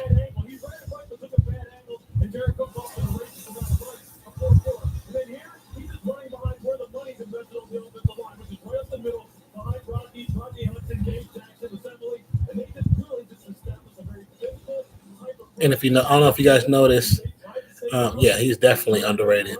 That's why when he got to the Raiders, I was like, they realized they gave us an actual weapon. I don't know if you noticed from the first season that Marshawn Lynch came over, when he would score touchdowns, the old line would run over and hit him on his head. And we hit him on his head, hit him.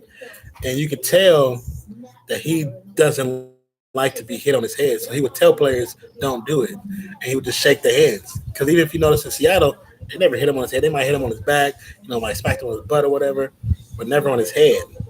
And now you finally see old linemen are like shaking him up, downing him up, give him some love, but no hitting on his head.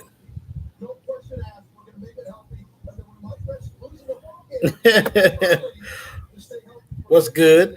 La Lord Sith. Well, being that you are a Sith, you are coming in with the Sith Lord type talk. It's okay. If you're a Rams fan, hey, I appreciate you stepping out and checking out the stream. I hope the Raiders win. To be honest with you, I hope they win. I want them to win.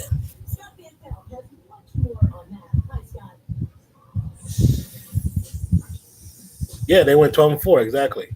You said Rams going to win by 6? Hey, if they do, then it's a good game for them. But we'll see what happens.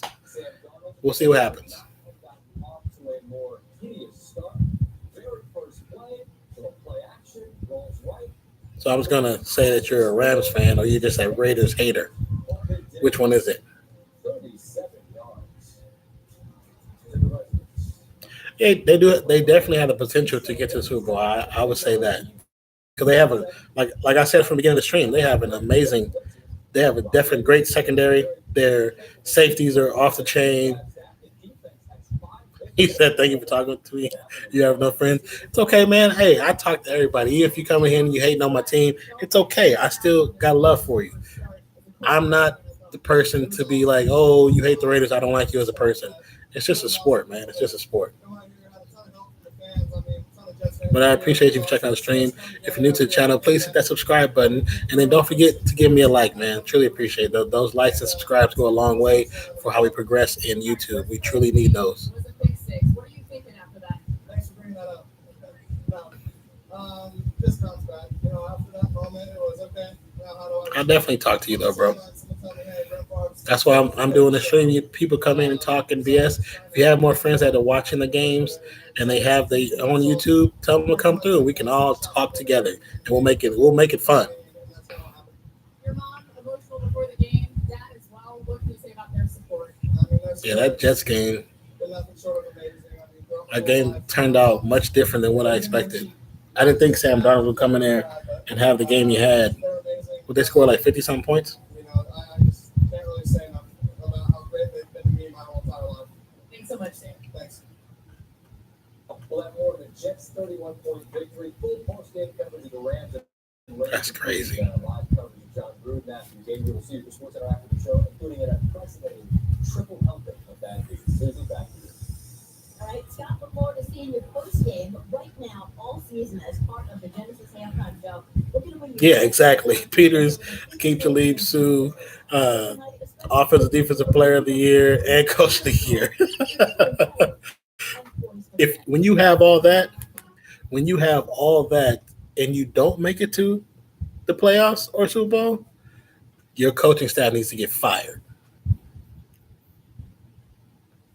It says from the crew at Tesla, you're the Mango Rams. That's what's up. Shout out to the crew at Tesla. Thank you guys for checking out the stream. Thank you, the Lord Sith, for checking out the stream. Please hit that notification bell, man, and the subscribe button. Don't forget to give this stream a like. Truly appreciate it. Yes, the Rams are supposed to be a very big test for us. And it's more so a test for the defense than for the offense. But as we can see with all the new pieces and the rookies on the offense, we're struggling in formation sets and staying set and watching our hands. If we can get some even like not even taking all the penalties away, but if we can work on some things like holding, if we can work on the little things like holding, stuff like that, this team can go a long way. The potential is great, especially watching the defense. They're bending but not breaking. So I truly think the potential is there. And we got it. I really want to get the playoffs. And if you guys have Instagram or Twitter, please follow me on Instagram and Twitter, both Nonpfixion, Nonpfixion. And there's a picture I posted from a comment that an announcer made about the Raiders, saying that the Raiders suck and they're not going to make it to the playoffs. And if they do, he'll literally eat testicles on TV. And so I want the Raiders to win so bad, just so I will if I can get on TV, I will live stream that crap and react to it at the same time so everybody can see this man cutting up testicles and eating them live on TV. Because he don't talk bad about people like that. These are their livelihoods and how they provide for their family, man. Oh, thank you, Sif, Lord Sif. Appreciate the thumbs up, man. Appreciate the thumbs up. And like I said, if you like what you see, don't forget to hit the subscribe bell and notification bell. So subscribe button and notification bell.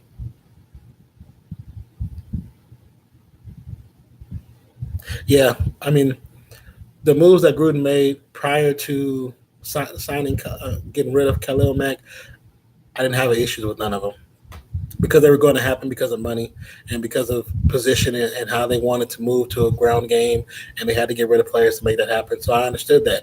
I wish we'd have kept Crabtree. I wish we would have kept him. I think him and Carr had such a rapport that now Carr has to rebuild that rapport with somebody else. And right now it's looking like Jared Cook, even though it should be Amari Cooper. But I just don't know why they're not as close as they should be, being that they came in together. And then, like I said, the Khalil Mack trade, to me, is one of the worst trades you can ever have done. But that's just me. Yeah, I think Crabtree should have stayed. I think he would have been willing to take a pay cut to stay on that team.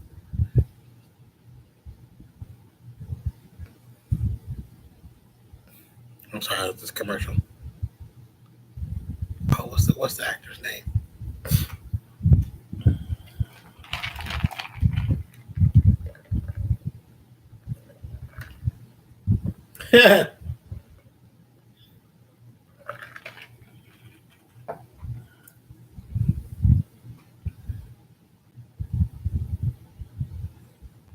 Yeah, it was supposed to change the atmosphere, but to be honest, you hadn't heard anything of Crabtree being a negative impact on the Raiders in the locker room. You hadn't heard that like you heard it with with the Niners. You didn't hear that with the Raiders. So being that you didn't hear it, when you let somebody like that go, you wasn't. I don't think you were changing the environment. You were changing the leadership. Because at that point, he was a leader. He was a quiet leader. Mac was a vocal leader. Carr was a vocal leader. Irving was a vocal leader. Who else? Who else? Who else? Who else? Who else? Lynch. As much as people say he don't talk, they say he was a very vocal leader. Um, Crabtree was a lead by example type person like Cooper. They don't really talk, but they lead by the example. They cast big shadows, and those shadows you're supposed to see what they do. And so I think when they got rid of Crabtree, it was for them a good thing, but I think in the totality of it all, it might not have been the best decision. Even though Jordy Nelson is a great receiver, I don't think it was the best decision. But as I say it now, I think it could have been too because of Cooper, because was becoming the number one receiver, and it's supposed to be Cooper, so that could be part of the reason too. Yeah, I mean, definitely want to send the message. But the sucky part is now what we're missing from not having Crabtree is that's what Jordy Nelson is supposed to be. He's supposed to replace that end zone receiver, that third, fourth down receiver that Carr can depend on. Just throw it up and he'll get it. And of course, it's only the first game, so we haven't seen it yet. But I hope by game 5 and 6 that we not only will see it, but it will be just bursting onto the TV screen. Yeah, Crabtree was our official number one, even though nobody wants to admit that. Crabtree was our number one. It wasn't Cooper. Yeah, Cooper can take over and be more productive.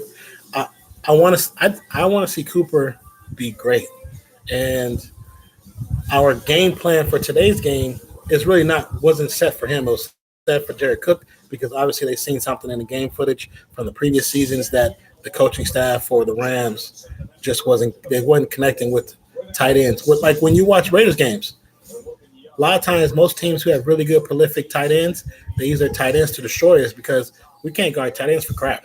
We can't. We've never been able to. We haven't been able to guard tight ends since I would say late '90s. Yeah, Jordy is definitely here to give Cooper a different point of view from a veteran player and to guide him. Yes, that's definitely he is a big part of that. And then this one now. It's a 3rd and 7. You see Johnson playing about 8 yards off. He's hits him on the drag for a 4-yard gain. Turns up, big first down. And then in the red zone. But you know what they're gonna do is they're gonna key on Cooper this second half, and he's probably gonna get double teamed for the first set of plays in the first series, and so that should leave Jordy, Seth, and Cooper open on man-to-man coverage. Which, if that's the case, he should be able to use Cooper to burn whoever he's guarding because Cooper is fast and he's fast for his size, and people don't realize how fast he really is, and he's actually strong and he's gotten bigger. Being physical, dominating at the line of scrimmage, and for them, that's what they need to do. And John Gruden is controlling the football game. Beast mode, up inside. Right now, the Raiders have, they've done a lot of good things on offense. Beast Mode looks good. He has looked good. Doug Martin has looked good. Jalen Richard has looked good. Coops looked good. Cook has looked good. The O-line definitely needs some work. They definitely need some work. Oh, yeah, they kill every time, over the middle. And it's just a tight end. It's just a tight end. So I don't get why we don't key the tight end on some teams. Because that's how Chargers kill us. That's how Kansas City kills us. That's how the Patriots kills us, is with the tight end.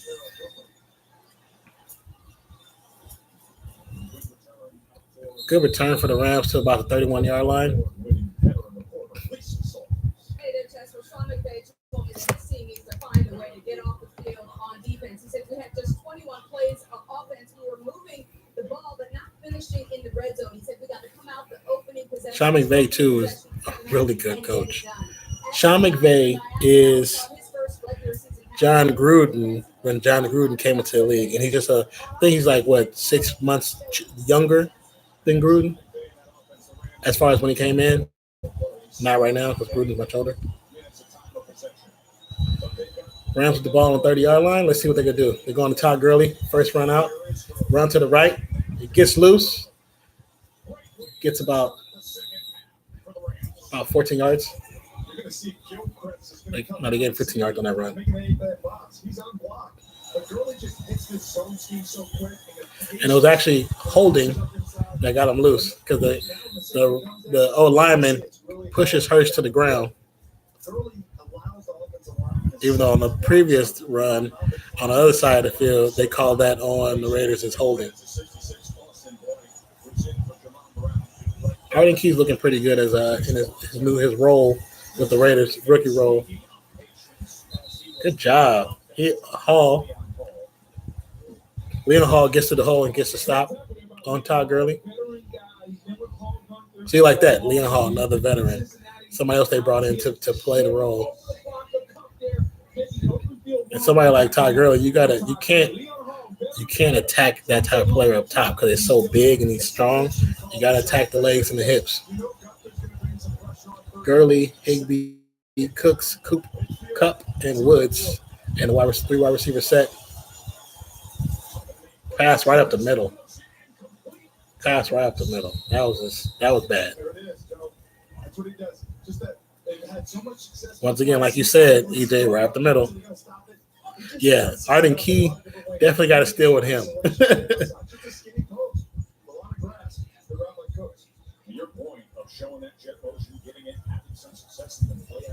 They're successful in the same play action play where Todd Gurley got his most yards on the run. It's the same look. They give him the same look.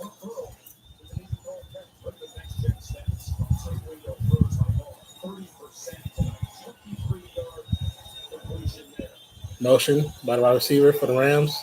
Raiders shift. And they're playing close like they're playing man. Ball to Todd Gurley. Todd Gurley pushes the huddle, pushes the circle for about 3 yards. This chair started hurting my butt.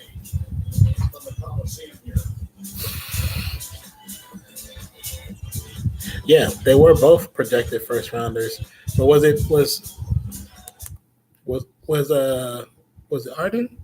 Was Arden the one that had the heart issue? Oh no, I think it was Hurst that had the heart issue. And Hurst actually looks pretty good too right now. I'll pause it when it's retarded music playing. Don't need no copyright crap.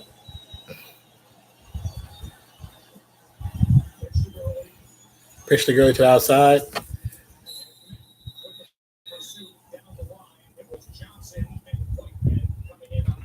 Stop short of the first down by Johnson Whitehead.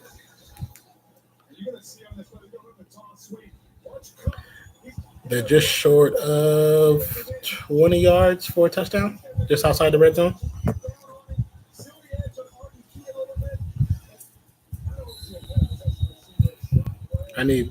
We need more pressure. What's good, everybody? Thank you for checking out the stream. My name is Jason, aka Jason Reacts. If you like what you see, please hit that like button. New to the channel, hit that subscribe as well as the notification bell. Raiders are up 13-10, 11 minutes, 20 seconds left. Rams got the ball with a quick pass.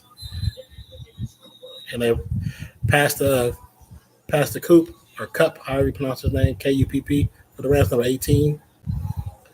Right now, they're attacking the Raiders' soft zone because the defenders are releasing. They're releasing to the next person, to the next level. But if the person next level not paying attention, it's just a gap. And so it's been a gap every time for Cup. And it's a linebacker recovering from line of scrimmage to catch him. Higbee, Cooks, Cup, Woods, and Todd Gurley in on another 3 wide receiver set, and it's the same set. They're showing them the same look. Todd Gurley up the middle, about a 4-yard run.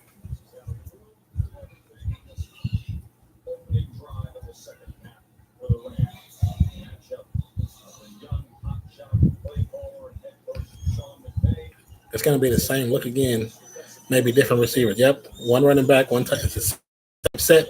They flip the receivers. Now they're motioning the receiver back to the opposite side like they did the first play, but it's the opposite. Another audible by Jared Goff. 7 seconds left on the play clock.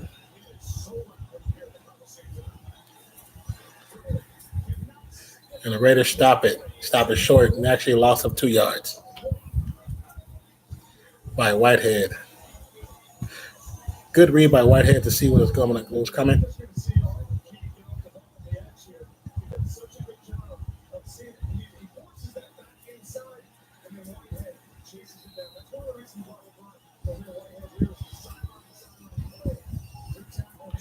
Was Whitehead the one that came from the? Was he the one that came from the Colts? It's not, like I said, so many damn new players. You got to remember where everybody come from now. You got to learn all over again. By the way, almost had an interception in the end zone. Almost. Leon Hall almost had an interception. So once again, the Raiders defense, they bend and they bend and they bend, but they do not break. So 4th and 6. So of course the Rams are going for another field goal. It was actually a bad pass by Jared Goff. It was behind the receiver, but Leon Hall almost had an interception. And they show Gruden. And Gruden gives the smirk, like the Popeye smirk. Yeah, I knew that shit all along. You got his face. He just looks cocky sometimes. Field goal's good.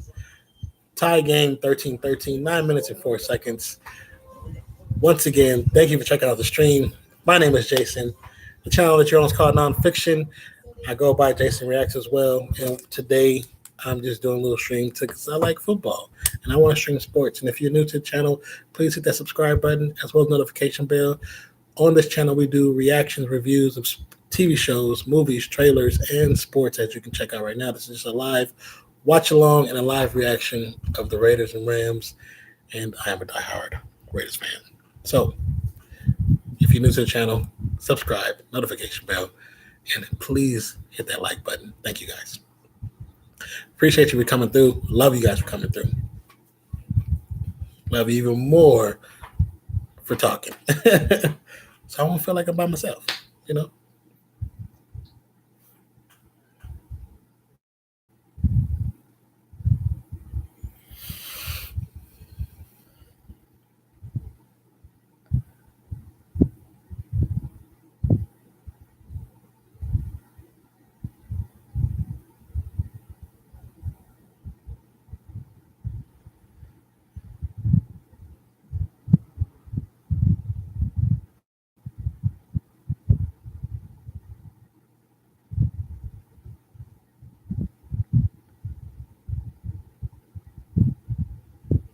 Does anybody do fantasy football?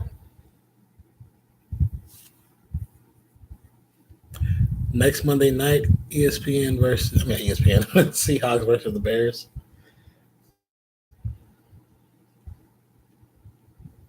Yeah, we definitely need to get this WEJ.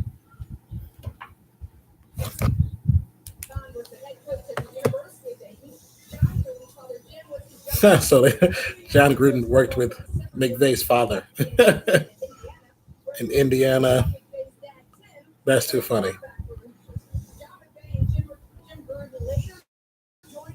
They're showing how the families connect. So John Gruden worked with McVay. Their fathers worked together on a different team, and their fathers worked together on a different team. That's pretty freaking hilarious. Sean McVay was John Gruden's assistant for the Tampa Bay Buccaneers.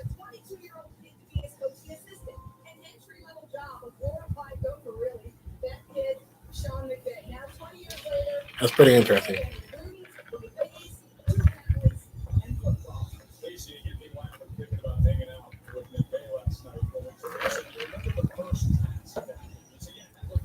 That is pretty wild. Wow. The connection. Kickoff out the end zone. Raiders take over on 20. 9 minutes and 4 seconds left in this game, third quarter.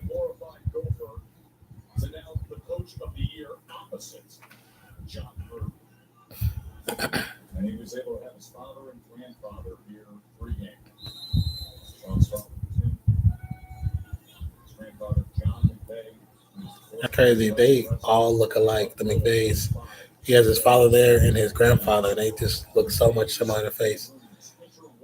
Lynch deep back. Lynch up the middle. First contact, about 3 yards. Hudson is down. Okay. Okay, he's up. Yeah, that looked like he was about to get back up. Hudson got a slight limp about him, so that's not really a good thing, but he's more like any football player is going to play through the pain.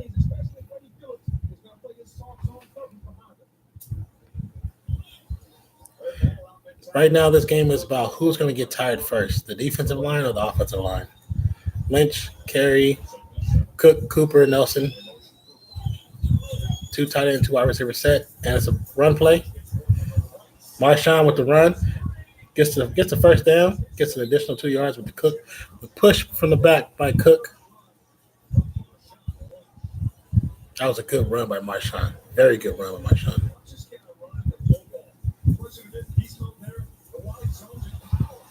He got contacted within 3 yards of the line of scrimmage and still got the first down. The dude's so hard to bring down. What I enjoy, though, right now is the way he's running now. Oh, they didn't motion Lynch out.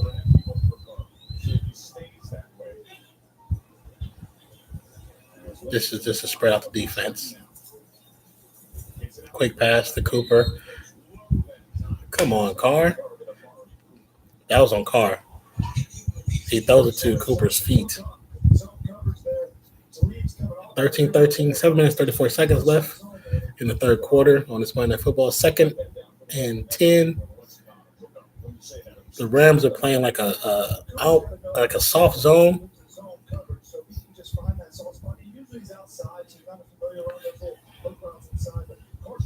Cooper, Cook, Jordy. Looks like Lee for match protection.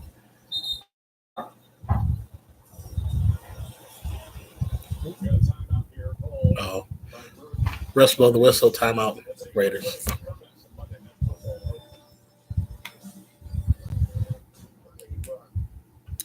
So, thank you for those who check out the stream. Please hit that subscribe button as well, notification bell. My name is Jason Reacts. I hope you're enjoying what you see. I will try to do more of these. Like I said earlier, I will definitely try to do some more of these as the season progresses. It just depends on what I have access to. Sometimes I have access to stuff because I don't really have cable itself. I don't believe in paying for cable like that. It's too damn expensive. But I will be doing some games. The others in the future, maybe earlier in the day because the earlier games are on Sunday. But definitely appreciate you for stopping by. Please hit that like button if you like what you see and you like what you hear. If you have any questions, comments, or concerns, please say so in the chat or have any questions about anything. I'll do my best to answer them and help you out. Appreciate you guys. Love you guys.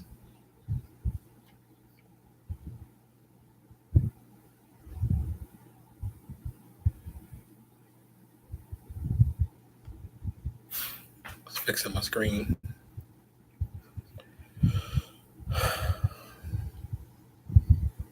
Hysterical.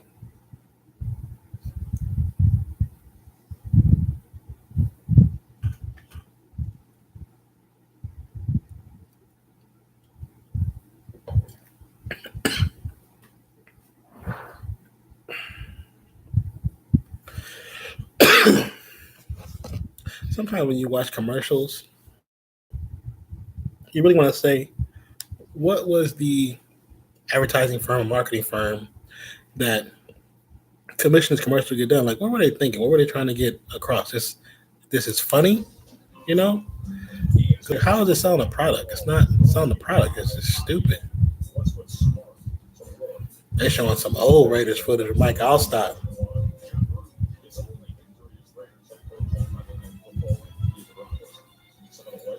Ted Hendricks. They call him the Mad Stork. 15 NFL seasons. Oh, Lester Hayes. Man, that's one of the best quarterbacks of all time. Jim Plunkett. There's a lot of old school Raider heads there. But it is Gruden. They happy Gruden back. Raiders royalty as the Al Davis Memorial torch Raiders got the ball on the 37, 6-yard line. to finish up week 1 of the NFL season. Lost it dangerously. What? Sometimes, as much as I love Derek Carr, sometimes I wonder, why are you trying to force these passes, man? Just throw out of bounds. Left it a little short. It's interesting. When that circle starts to collapse, Wakefield suggested he walked the linebacker out on Jared Cook. yeah, it is. It definitely is a shame that they're not in trying. But we all know it's politics behind everything. It's politics behind everything. 6 receptions, 113 yards. He's tight to the line. Here towards the bottom of your screen now. Irvington. Guard. Pressure. Hit him in his face. And he had to throw it. Now he throws it away, which was smart. Franklin fires the rookie from Stephen at Boston. Very high. The interesting thing that the Rams did, and Cook has been a problem all night. So what does Wade Phillips do if the linebacker or safety can't cover? He put a key to the lead home. What I tell you, they're starting double coverage. Cook, I already told you that. So they have to find somebody else for Derek to go through.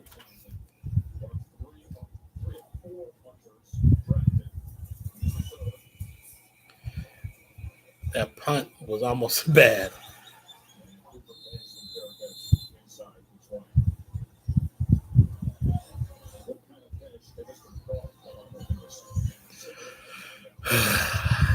It's one of those things where you're like, who had the better halftime? You know what I'm saying? Who had the better halftime? Because right now, the Raiders come out, look like crap. Let's see how the Rams look on their first time back from halftime.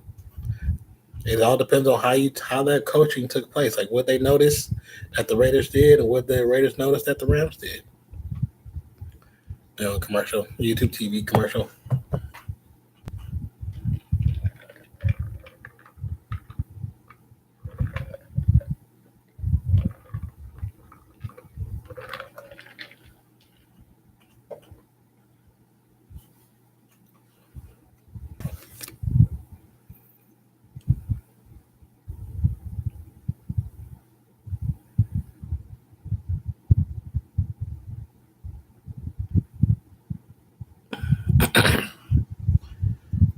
So once again, the channel is Nonpfixion. My name is Jason Reacts. Appreciate you guys checking out the stream. Like I said before, if you have any questions, comments, concerns, don't be afraid to share dialogue. If you're new to the channel, hit that subscribe button as well as the notification bell. And don't forget to hit that like button for the stream. I truly would appreciate it. Currently, the score is tied 13-13. We're on a TV timeout. The game is on ESPN for those who have cable or have, YouTube Live or Hulu Live or whatever you want to call it. The game is on ESPN. We can talk and comment about everything. What's your favorite team? If you're new to the channel, if you like the Raiders, hey, let us know. If you don't like the Raiders, let us know. If you like the Rams, put it up there as well. Whoever, it doesn't matter. You're not going to get any hate in this room, and though if somebody is hating, they will get the boot. So I don't play that. I will not tolerate that. Do not negativity. This is all love. There's no hate in this room.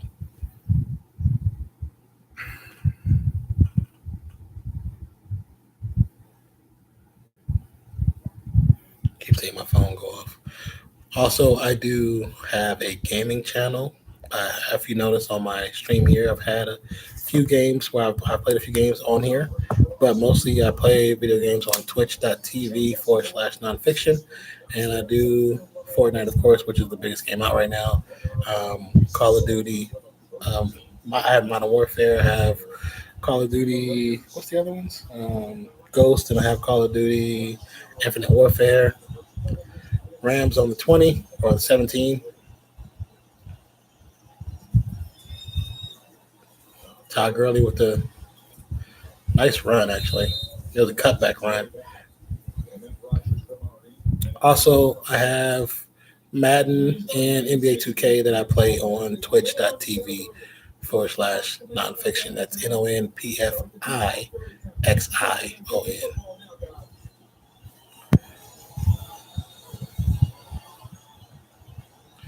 2nd and 4. Gurley setbacks about 7 yards. This looking to still be another run play, even though they have wide receiver sets on the left and the right. Like I said, another run play. He leaps for the first down. Just so explosive what they're trying to do. Really, they need to give the defense a rest. They played okay. They just haven't had a lot of drives, a lot of opportunities. So they keep pounding it, and then, of course, that's when the play action comes in behind. They're going to keep running play action because the Raiders bite every time.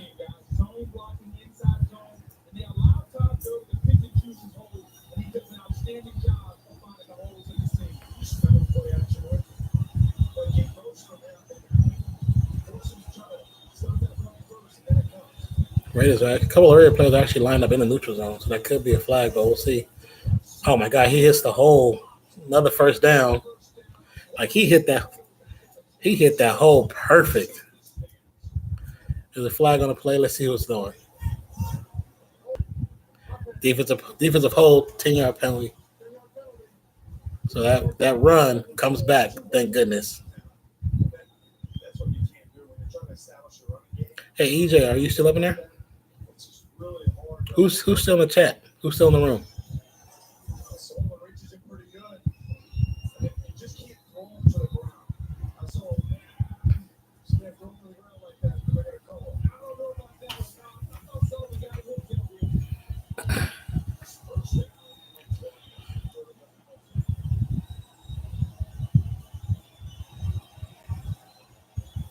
First and 20, Rams on the 20-yard line.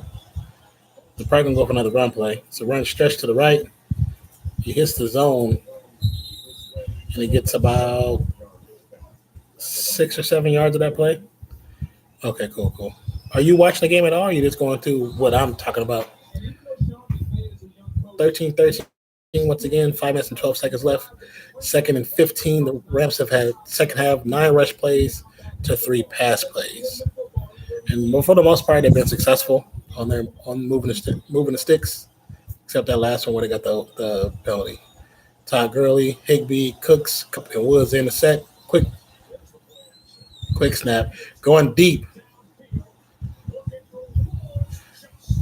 Woods, if he had more wheels underneath him, the golf overpassed him probably by a yard and a half.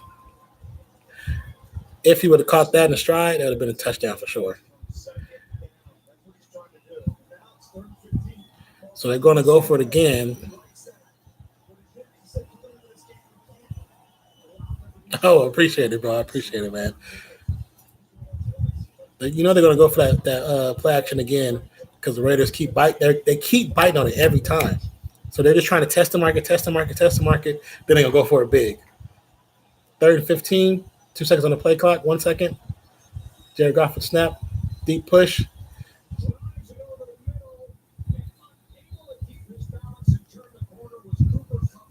Cooper Kupp with the pass. Catch. Stop yard the first down. And it's 4th down, which is a good thing for us. Good hit by Leon Hall to keep him short about 2 yards. It's going to be another field goal try, maybe. Well, no, it's going to probably got to be a punt. Because that's like a 60-yard field goal. 4th and 3.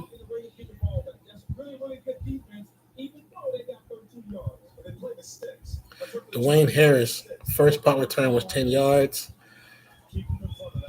Now, they got rid of some players to bring this dude in, so very good punt. And it goes out of bounds at like the 7-yard line. That was a great directional punt. It's going to be the Raiders are going to get the ball at the 8-yard line. Derek Carr is 20 of 27, 199 pass yards with 1 INT. He has to secure that ball better in his passing. Derek Carr has to protect that ball, man, because sometimes I think he's testing the market to see what a defender can do, and a lot of times it turns out to be in a negative way. You say you don't have TV or anything right now, just your phone. You know, for a while it's like that where I don't have regular TV. I mean, I don't have cable. I have basic TV, and I have like Hulu, and that's what I watch. That's all I watch. I use those for TV and stuff like that. But as far as cable, don't do the cable because cable is highly, highly overpriced. It's anything that the cable companies charge the people is what they charge you. Yeah, Sling TV. I did a test run on Sling TV probably like during the basketball season, and I actually like Sling TV better than almost anything I've ever used. Sling is really good. Hulu is pretty decent. I've tried YouTube. YouTube TV is okay. It's not bad either. But yeah, they're all pretty good. But it depends on what you're looking for because Sling has a really good package. Dude, the name, but that Henny was on sale. That is a great name. That is a great name. So far as the Raiders, I think the defense is doing the best it can right now. I'm hoping there's some more levels to it and they can get a little bit better because we're bending and we're not breaking, which is a good thing. But that last play action they did, that could have easily broke the defense. Because they're going to keep hitting us with the play action because they want the DBs to bite so much. So once they get used to it, the DB's not thinking about the pass. They're going to hit them because they would have got it right there. Our DBs, for whatever reason, don't turn around. So we didn't got, 4 or 5 pass interferences on that? Yeah, the pass rush is kind of locked up. We've gotten some pressure on some points, but not enough pressure. And I think, unfortunately, with the loss of Khalil Mack, what we have with Arden Key and all them, we would have like 5 or 6 sacks tonight because they couldn't have controlled Khalil and Arden Key and Bruce Irvin at the same time. They wouldn't be able to do it. Rush up the middle for about 7 or 8 yards.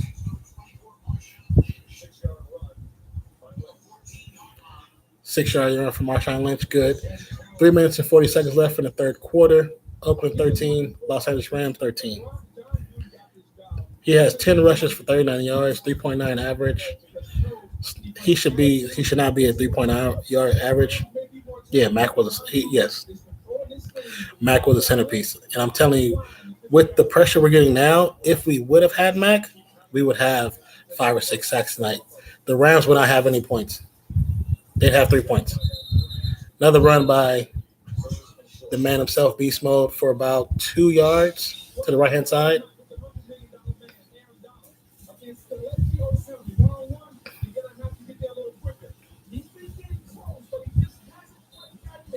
They're showing like a lot of plays between Aaron Donald and Kelechi Osemele, they've been going at it.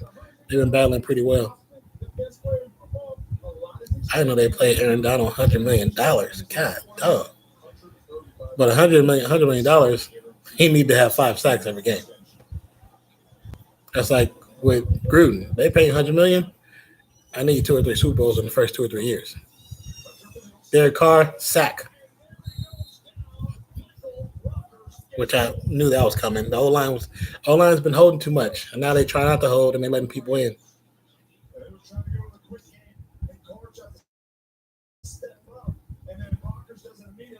I want to see where the collapse was. Oh. I mean, Hudson had his man. It's the right-hand side. They couldn't hold the line as much as they could have.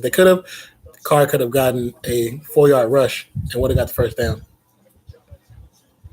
Oh, my God. This punt was horrible. There's a flag. What's the flag for?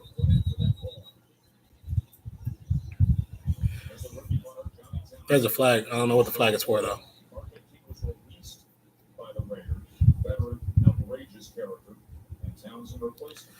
Townsend with the bad punt. Absolutely horrible punt.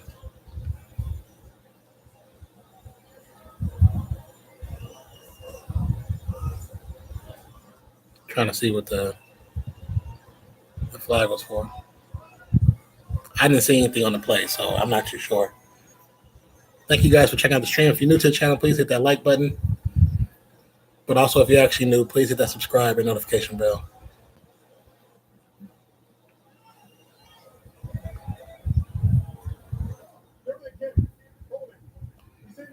holding against the receiving team, which will help us out because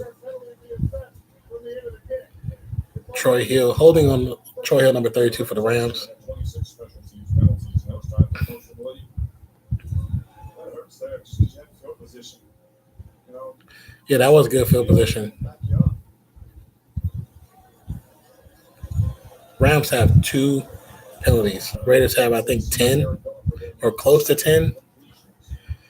Todd Gurley, Higbee, Cooks, Cup, and Woods. The Rams are on the 40-yard line. Actually, no, they're on the 39-yard line. 1st and 10 in the third, minute 42, 13-13. And another timeout, or what's going on?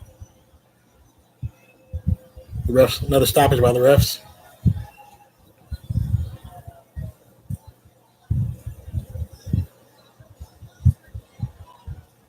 I think that's what it is. Spent a lot of time on it. They're talking about the spot of the ball.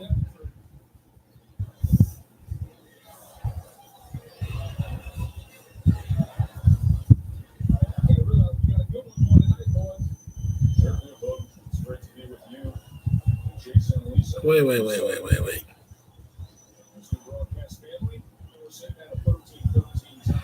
So I hope defense they can do something. Defense. What we need is we need the ball. We need the ball back. Defensive line shifts to the right. Gurley set. He's half set right off of Goff. Romp the middle. Delay. Defensive stops him two yards off the line of scrimmage.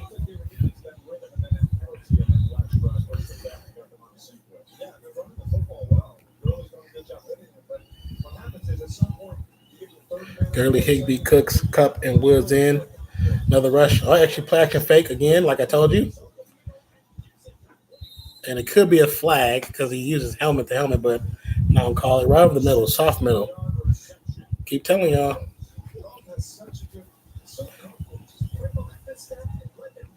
There's no real pressure. For. And then, of course, Nelson's leading with his damn helmet.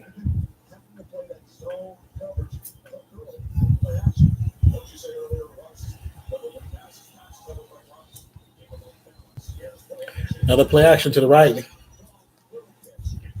This looks like this could be.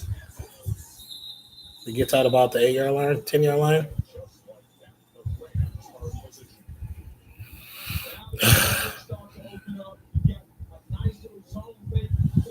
So like I said before, the question is who's going to get tired first. And there's just bad play calling on the Raiders defense, like really bad. They're not matching up how they're supposed to.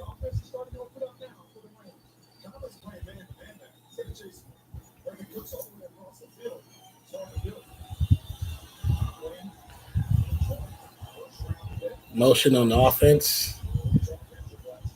Brandon Cooks comes across. Play action fake again. Right to the wide receiver. And how does Nelson, I want to know, how does Nelson keep making the team?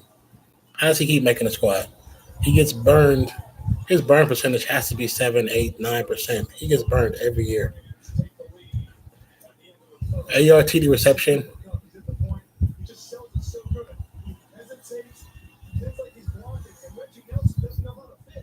As soon as they stop their feet, he knows he can beat them off the edge.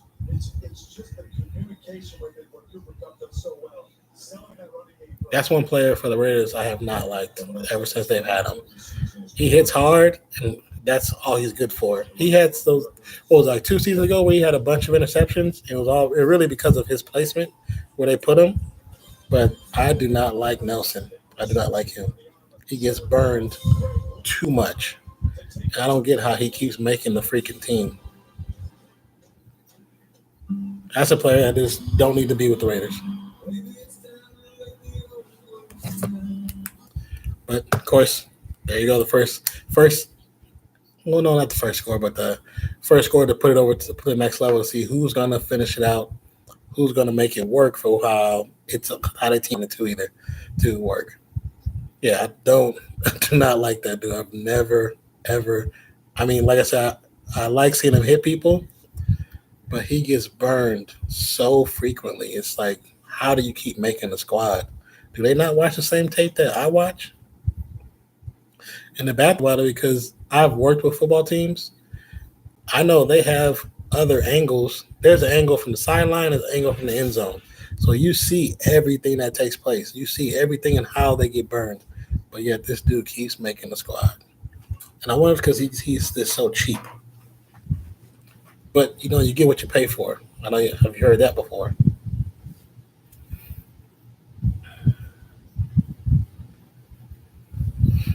So I guess I just call you Henny. So Henny, if you're still there, what do you think of the squad so far? If you're watching this game, man.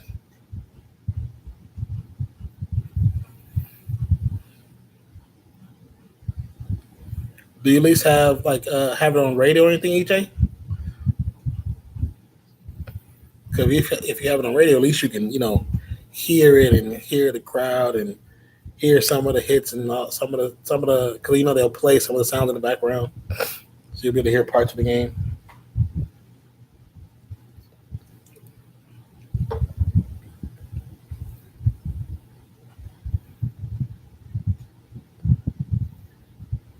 Why you don't have TV or any kind of TV, man? That's the better question. Do you have Netflix or Hulu or anything like that, or even Amazon Prime TV? What's what? I say so much. I don't remember which part you asking about.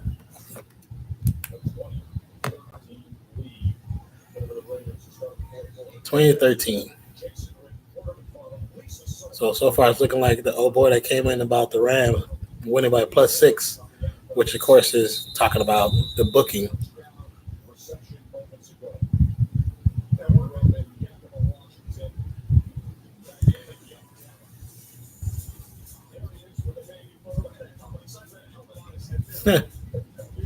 All these baby pictures of these players.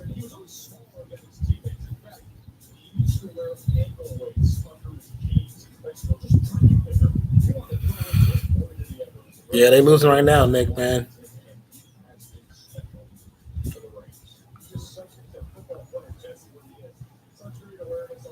Oh yeah. Sling TV is pretty nice too, EJ. Yeah, Nick, man. And here we go. Here we go to the drop passes. Last season, the Raiders had the most drop passes of any team.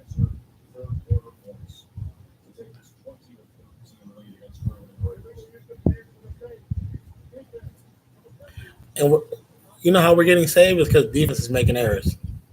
So we get another flag, illegal use of hands by number 50, Sam's Ibakam. It's 5-yard penalty, but I believe that it's an automatic first down too, so that saves us. Oh yeah, he was doing a Colson Miller.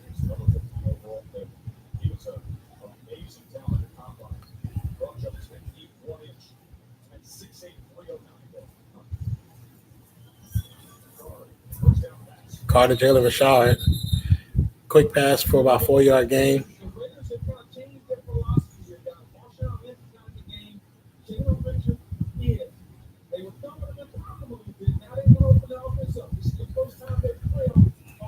I hate how they wait to the fourth quarter to open the offense up. They should have been playing a balanced game. They're playing a scheme heavy game for so long.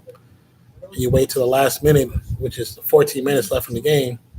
Nelson, Cooper, Cook, Smith, and Rashard, all on two running backs, one tight end, 2 wide receiver set. Rams coming with the blitz. Jalen Rashard with the pitch to outside. He gets about 1 yard. And they saw it coming from the jump.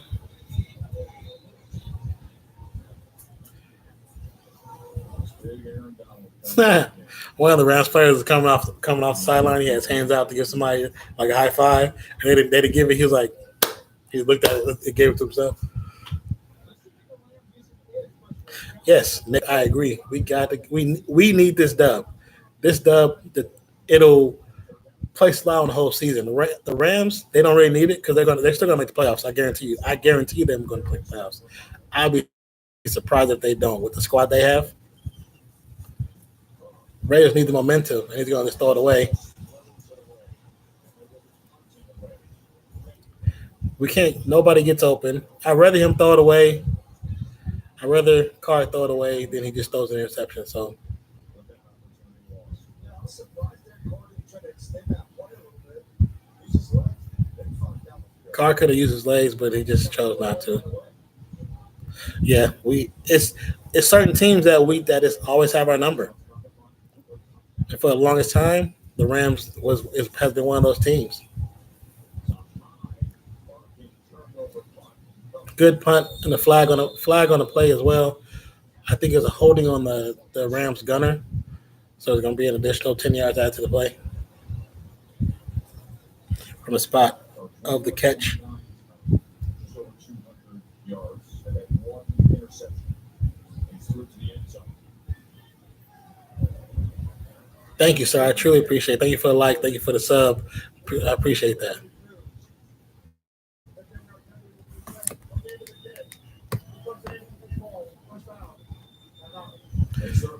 So we got a TV timeout coming up. 13 minutes, 34 seconds left in the game. 20-13. Rams are winning the game. Unfortunately, the Rams are winning. My name is Jason, a.k.a. Jason Reacts. Thank you for checking out the stream. If you're new to the stream, please hit that subscribe button as well as notification bell. And excuse me, if you like what you see, please give this stream a thumbs up. I do reactions, reviews, and I react to trailers, movies, sports, as I'm doing right now. I also have a gaming channel, but that is on twitch.tv/nonfiction. And that's really about it. I'm trying to do more things on both channels, trying to get more frequency, more things that happen frequently that happen on the channels. I would like to get it to where I do this at least for the next year or two, a few years to be honest, and I can get away from the job I'm currently at. The job I'm currently at is not conducive to my health, but that's for other reasons. Yeah, so if you like what you see, please hit that like button. If you're new to the channel, subscribe, notification bell. Jason Reacts. And I truly, truly appreciate and love you for hitting the stream. Right now, the Rams have the ball. Derek Carr, last play was fourth and 5. Derek Carr could have stretched it with his feet. He chose not to. Threw out of bounds. Punt to the Rams. Penalty on the Rams on the left gunner. And so Rams have the ball. But we still have plenty of time. But on this, even with the time, we have to hold the Rams to scoreless. They can't score. We can't let them get a field goal. We can't let them get anything.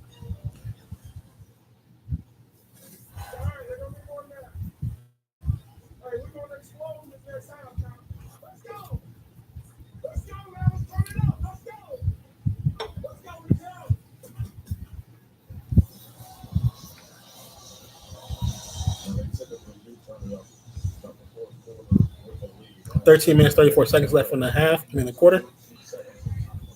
So second half totals in yards, 147-22. That's the problem right there.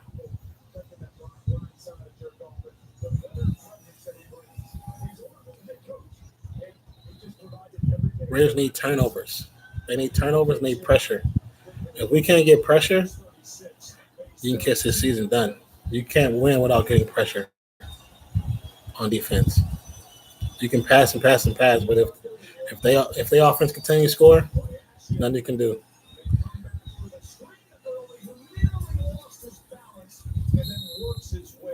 That was lucky.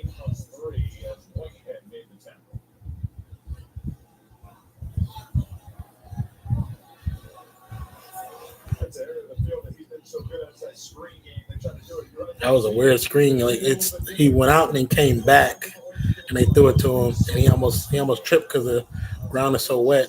Gurley, Higbee, Cooks, Kupp, and Woods in 3 wide receivers, 1 tight end, 1 running back. This could be another same play action they've been doing. They've been running the whole second half.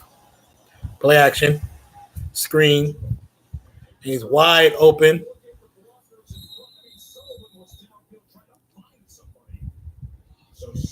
He got 17 yards on that play. They're running the same. It's the same base look, and they're running different plays out of that base look because the Raiders will keep biting off the play action every time.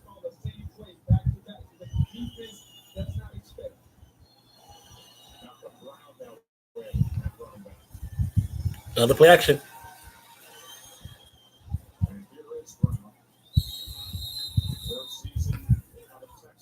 9 yards. 9-yard pass to Malcolm Brown to left side. I'm telling you, it's the same look, and they're biting every time. A Rams player is going to the locker room. I didn't see what the number was. Raiders with the hands on their hips, breathing hard. That's not a good sign. Brown, Higbee, Cooks, Cup, and Woods. The same set. It's the same set. Play action fake again. Goff with the big pass. Too high. And it's tipped off, and the Raiders could have an interception, but the defender was going for the defense of the play and not for the ball, and the ball flies over his head. 11 minutes, 35 seconds left in the game. 3rd and 1. Somebody got to step up and make a play, man. We need somebody. Somebody has to take over with Khalil Mack left.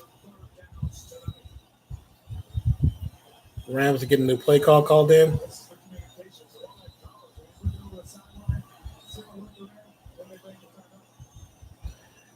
Timeout Rams. They couldn't hear. The crowd got loud. Couldn't hear.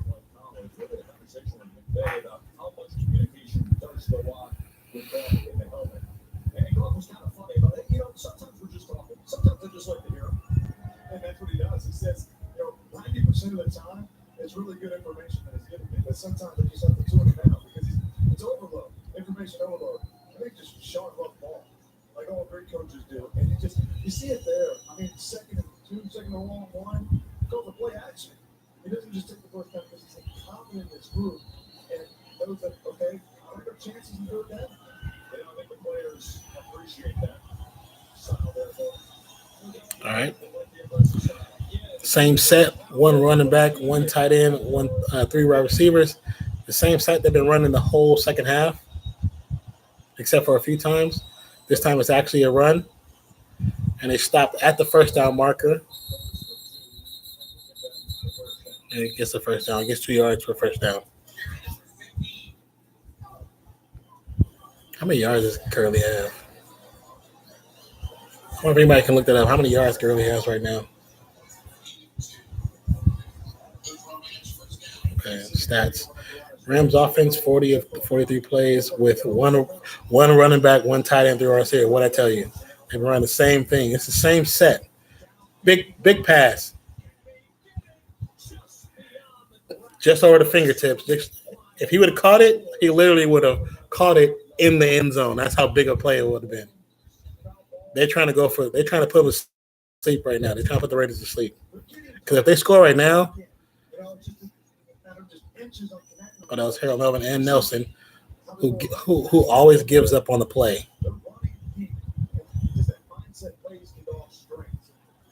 And they could have called a pass interference because as the receiver got deep, Melvin puts his hand out and actually literally pulls his helmet back. So it's the same set.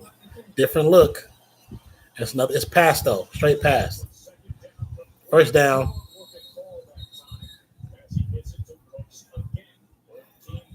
We playing this 6-7 rushing, 39 receiving. Okay, thank you, EJ.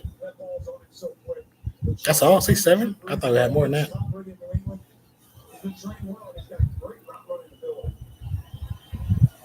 10:33 and counting. 13-20. Rams have the ball on the 44-yard line of the Oakland Raiders, and they're trying to put the Raiders to sleep. If they score, you can kind of say it's game because the Raiders have not been progressing. Rams throw it away. Goff kind of curls out, On the curls, nobody open. 2nd and 10. They really been playing the same set. And I'm glad what I noticed it was true because they even said it. 40 of 49 plays have been the same set.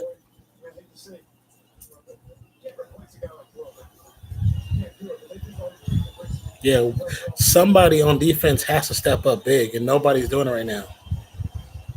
Nobody's doing it.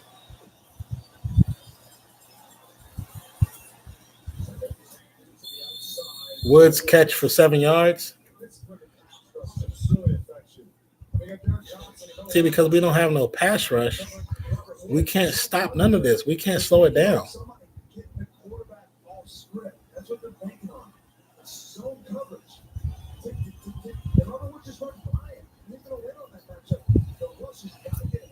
We can't if we can get to the bend on the outside, but it's not enough to cause Jared Goff to move in the pocket. If he can be in the pocket and live in the pocket, it doesn't matter what you do.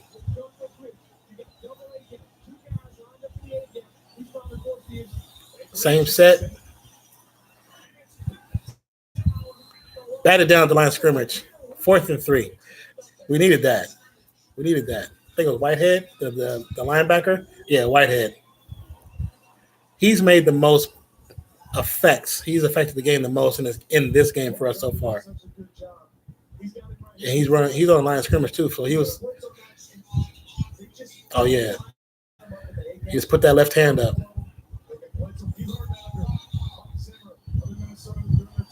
Okay, so Whitehead comes from Minnesota. They're going for a field goal off the dirt. Snap from about the 45-yard line.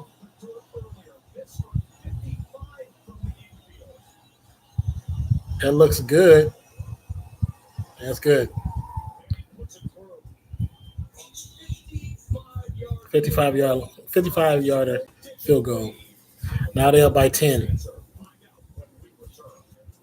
So with 9 minutes and 19 seconds, this next series for the Raiders, they have to score something. It doesn't matter what it is, they have to score something. Something to cut the score down. You can't be up by 10 and not score. I mean, you can't be down by 10 and not score. Excuse me.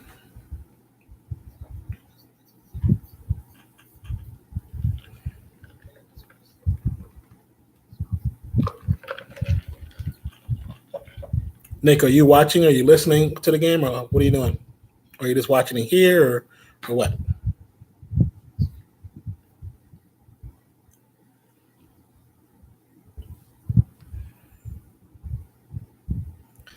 Next Monday night, Seahawks versus Bears.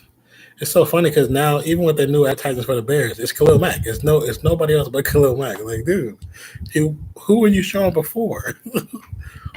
You have his new rookie quarterback sensation, Trubisky.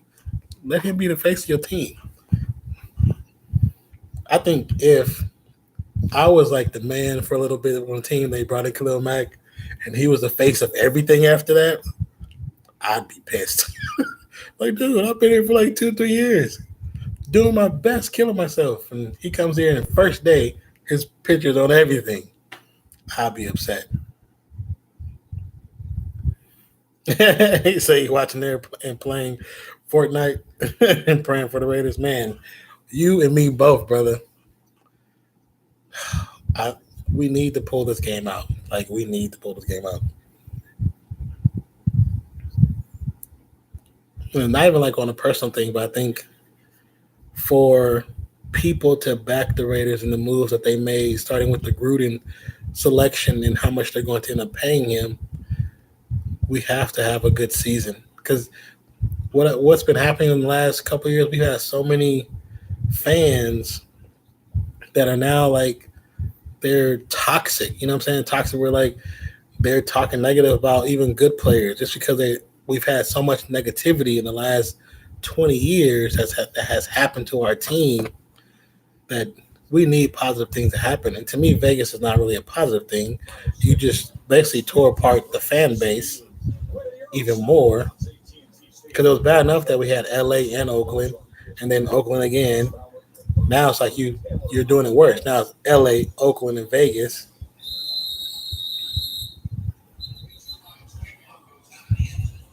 Vegas is so overrated. I'm sorry if somebody's from Vegas, but I spent some time there. It's definitely overrated. First half stats 2024, 199 yards. Second half stat 1 of 5, 4 yards passing. Jared Cook was his guy in the first half. He hasn't been targeted here in the second half. Somebody got to step up on the outside. Somebody got to do something. Now the Raiders are running the same set that the Rams have been running. They're running exactly the same set.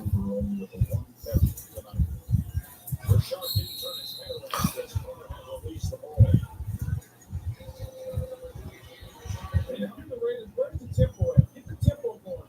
Early in the game, they had a lot of success with tempo. We will, just like the guy said on TV, we had tempo. We had no speed. There's no sense of urgency whatsoever. Getting more possessions here. Not only move the game along, but you're going to get vertical in your passing attack. Second and Carr, a little bit of pressure, so he checks down to Richard, who's quickly wrapped up. And You said Sin City fits the bill for you. The Raiders, the Raiders, even like LA people will tell you, the Raiders are Oakland's team. They've always been Oakland's team. They were basically created into what they become in Oakland. LA, they were there because of circumstance. But I don't like Sin City like that. I've been there a lot because of previous jobs that I had, and I was just there for what those jobs were. Sin City is over the middle to Cook. He got a first down and a lot more. He'll pass over the middle for 32 yards. It's right over. He catches it right past the first down marker, keeps it in, and he runs for about 12 additional yards with like defenders like all over him smacking his hands. They couldn't take him down. Yeah, I do think so.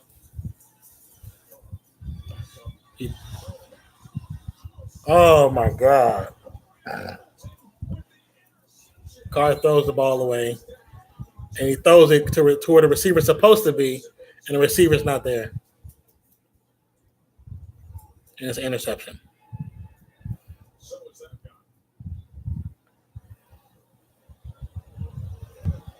I just don't know how in the world that happens there.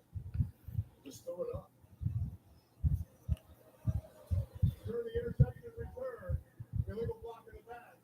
Number 41 of the interception. Oh, yeah, Raiders going to always be my team, no matter what. It's Los Angeles ball.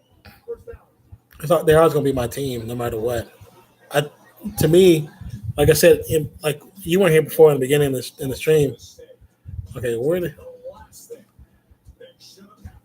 Oh, he's throwing the ball. He was throwing the ball, assuming that Nelson was supposed to run, cut back, and come back to the ball, but he didn't. Interception. Anyway, I think for the Raiders to be successful in the future and not to go bankrupt, it needs to be new ownership. The Davis family has run its course, and I think it's done. The problem I have with things I've been reading and learning about the team itself, when Al Davis passed away, all the rights and ownership, the lead ownership rights passed over to his wife. The son runs the team because the wife is not capable of running the team because of her age. Now, when she passes away, all that debt that they accumulated goes back onto the Raiders itself. Now, when that happens, I don't know how they're going to be able to survive financially.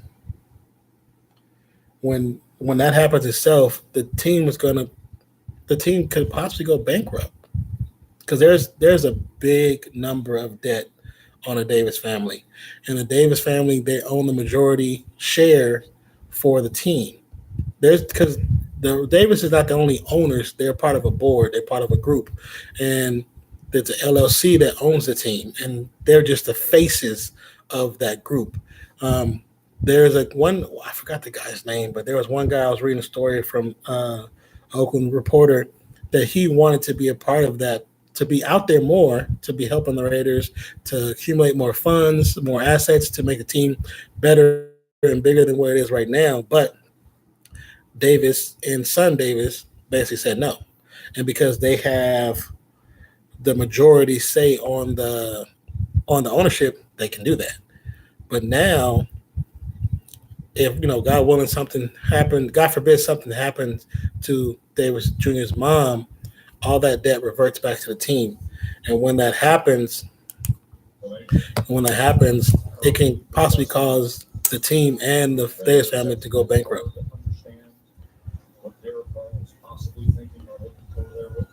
From what I was reading, could be wrong, could be totally off base, but if that's the case, then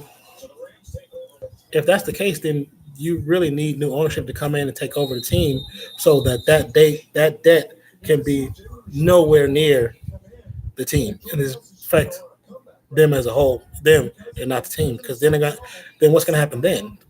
The Raiders are going to go defunct. Like, what's going to happen? Oh, that was miscommunication. I just seen the play from the all 22 camera.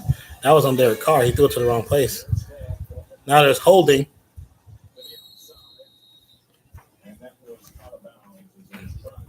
Pass by Jared Goff, caught out of bounds. But there's the rush. Arden Key, he's starting to get in a little bit now, but they're not calling it right now. There are 7 minutes, 26 seconds left in the game, Keenan. The score is 23-13. The Rams are now third down and 7.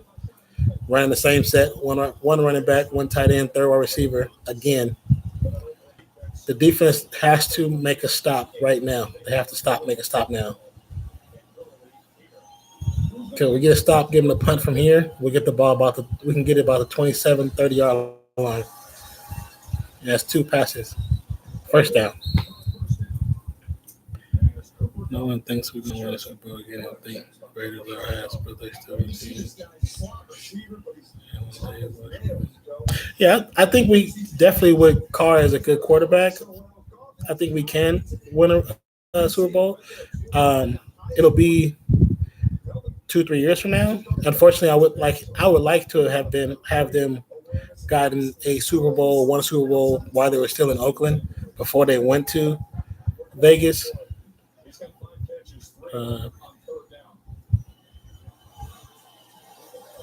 And that's the thing. They'll have no choice but to have to sell.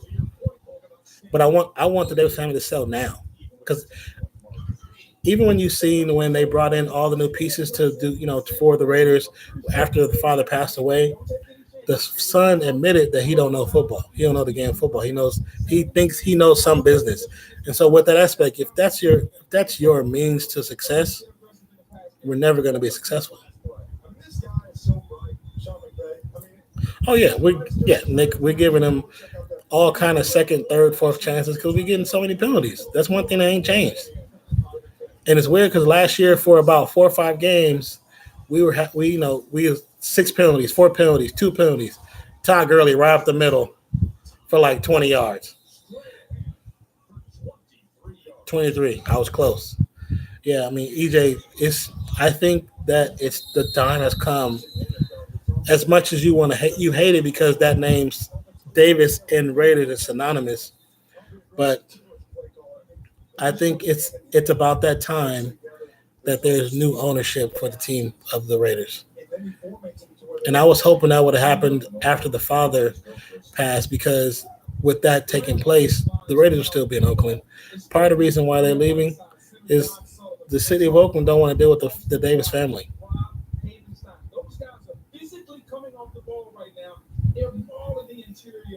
Yeah, I love Al Davis too. And the unfortunate part is, and towards the latter part of Al Davis's life, with him still running things the way he was running them, his mentality wasn't where it should have been. And so he was still running stuff, but unfortunately he wasn't mentally capable of doing it. Love the Davis family for what they've done. I mean, to be honest, the NFL, they owe a lot to the Davis family, because if not for the Davis family and a few other people, the NFL would never became an NFL when it did. The AFL would never joined. And that's a big part to Davis. And if not for him, a lot of stuff wouldn't happen. So love Davis family and everything they've done for the Raiders and the mystique of the Raiders. The Raiders became who they are because of Al Davis, and because Al Davis allowed music like rappers to wear the gear, and it was he was so smart in his marketing that when peep this, when NWA wore their gear and their performances and their videos, you know what the Raiders did? Al Davis and Oakland Raiders actually sent NWA more Raiders gear. Most people back in that time in the 80s, when you have artists talking about cop killers and drugs and sex, did their best to stray away from that. Not the Raiders. Them fools sent boxes of shirts and gear and hats and helmets. I'm not helmets, but in jerseys to NWA. Ain't that crazy? For 192 yards from scrimmage for the Steelers. Yes, and that's yeah, Nick. And I don't know if you just see that play that's happened to Mike Gilchrist. He got his Gurley's knee hit his head, and they pretty much had to pull him off the field because it was a really bad hit. I want, you know what, when the whole talks about Cap was coming into play and him being a possible backup, I want that to happen too, because I think it would have fit the true mystique of the Raiders to go against the grain, to be different, and to set a standard for what's right in politics and life and in sports, because they all go together. Yeah, it definitely would have been a classic Al Davis move. But I guarantee if Al Davis was alive, that would have happened. The son, he ain't pirate enough to do that. He ain't got it in him. You only need 2 more years of school. What are you studying, man? Or just high school?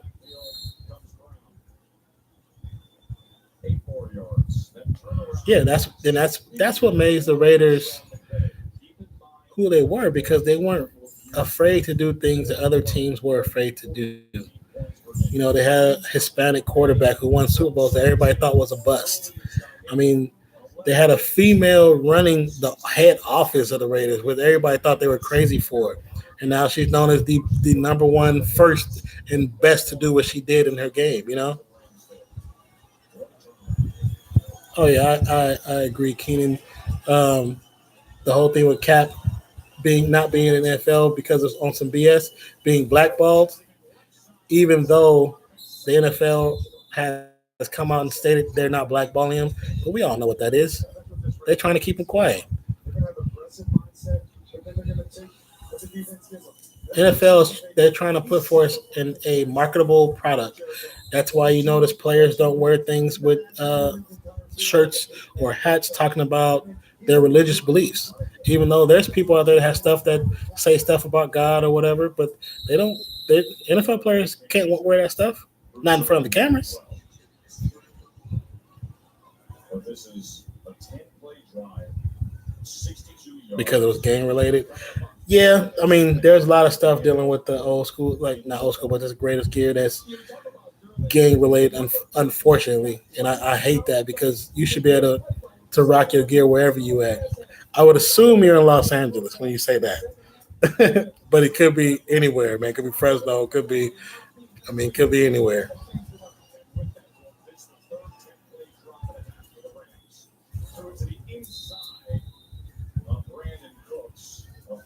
Brandon Cooks is tearing the Raiders' ass up.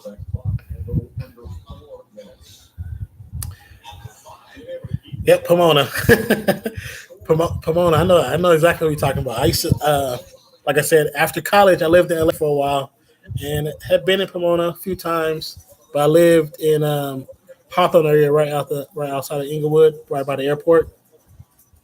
But I've been to Pomona a couple times with then my girlfriend at the time. Though in that time, some of her people was out there. We went to a couple of little family gatherings out there. It was definitely interesting, especially for me because I used to drive a Camaro, and so my first time out there, yeah, I had to make sure everything was locked up. I was like, I don't want nobody stealing my Camaro. So 3 minutes 26 seconds left in the game. more than likely this is the final score.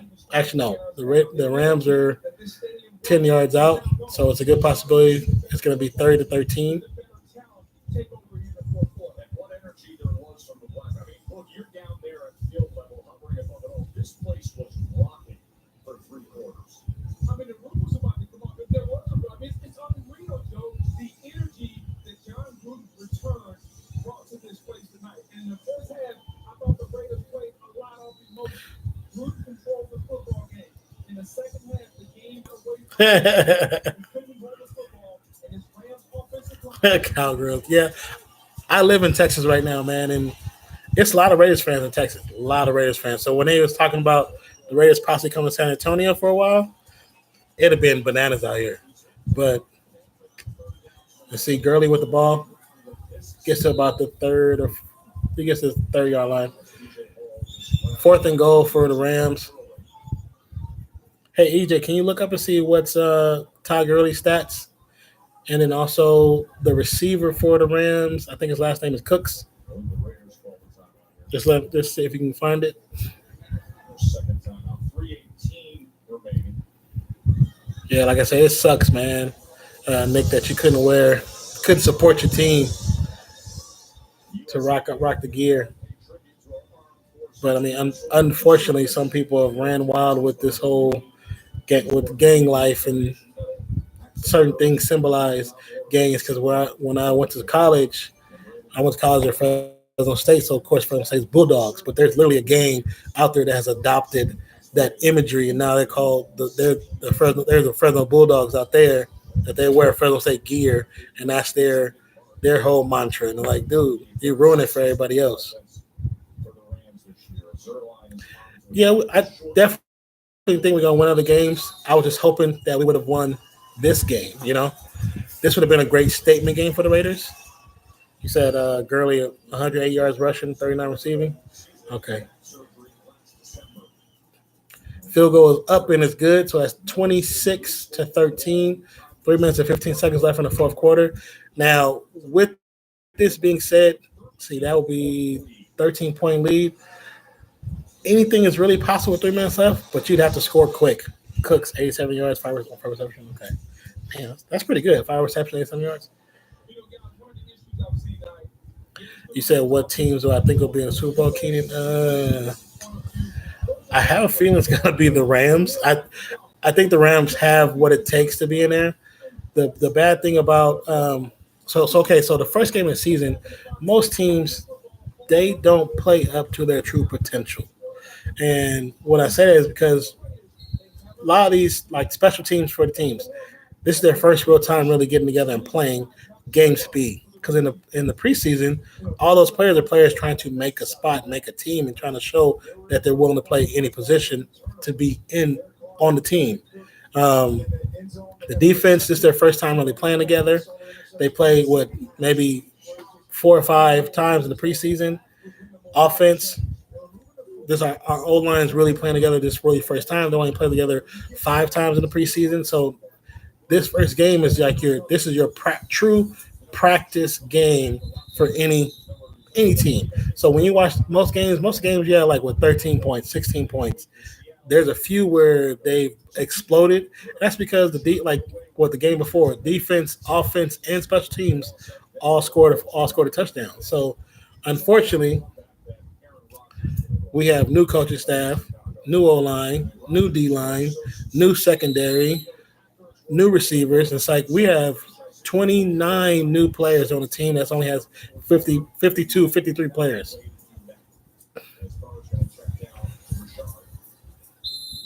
And the bad thing about that is you have to make that work. Now Carr's holding his ankle. But he's up. He's up.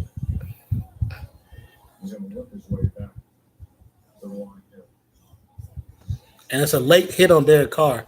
That's a late hit. Yeah, he threw the ball, and the D lineman tackled him after he threw the ball.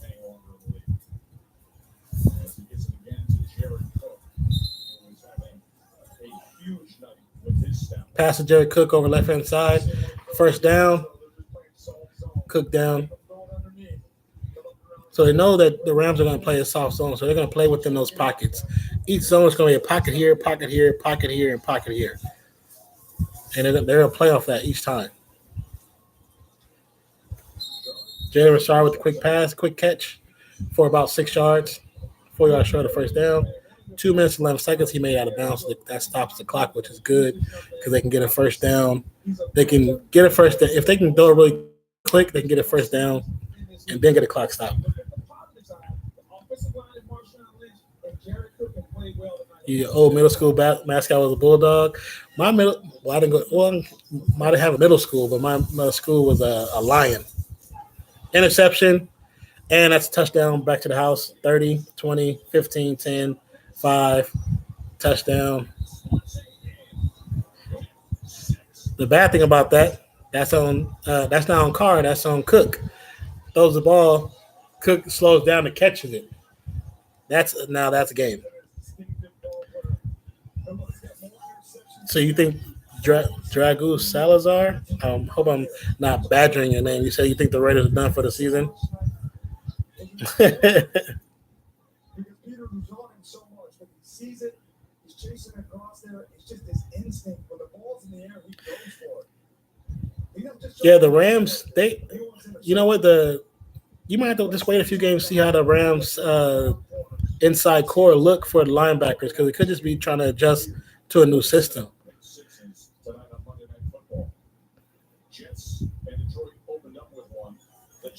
Official score 32-13, which kind of sucks.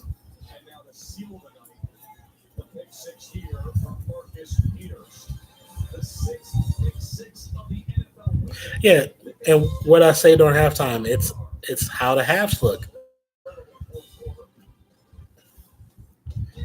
Yeah, the pick six, Marcus Peters jumped the route, but also Cook ran the route lazily. So when you have those two combinations, there's two things are going to happen: drop pass or interception. Interception for a touchdown because there's nobody in front of them. Yeah, Rams are really good. The Rams definitely are really good.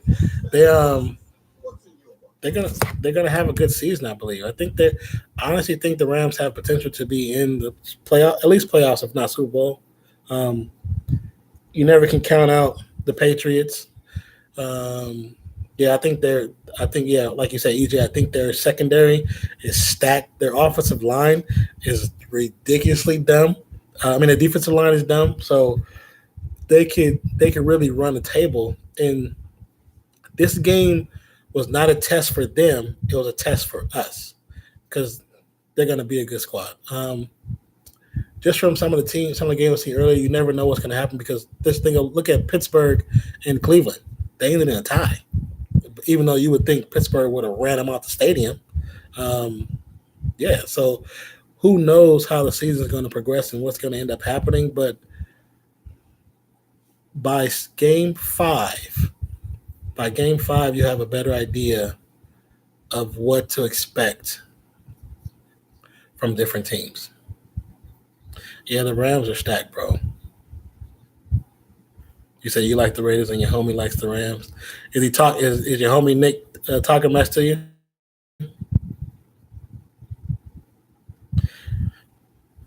Yeah. The Browns did beat the Patriots a couple of years back, which is kind of crazy when you think about it. But the Browns played the Steelers and ended that game in a tie, which is very surprising. It wasn't supposed to happen that way.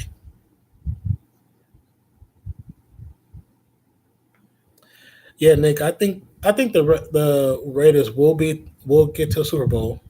I was hoping it was sooner than later, but looking at how this team looks right now with no pass rush, you can't win a Super Bowl without a pass rush. You can't win without a pass rush. So I think that with that being said, it might take another season or two because now being that we lost the most prolific pass rusher that we've ever had, who knows what's going to happen? I'm still Raiders fan no matter what. I've been with them for 2-12, 2 and whatever season, 2-14, 3 and whatever. I've been there that whole time. So I'm not gonna go nowhere no time soon.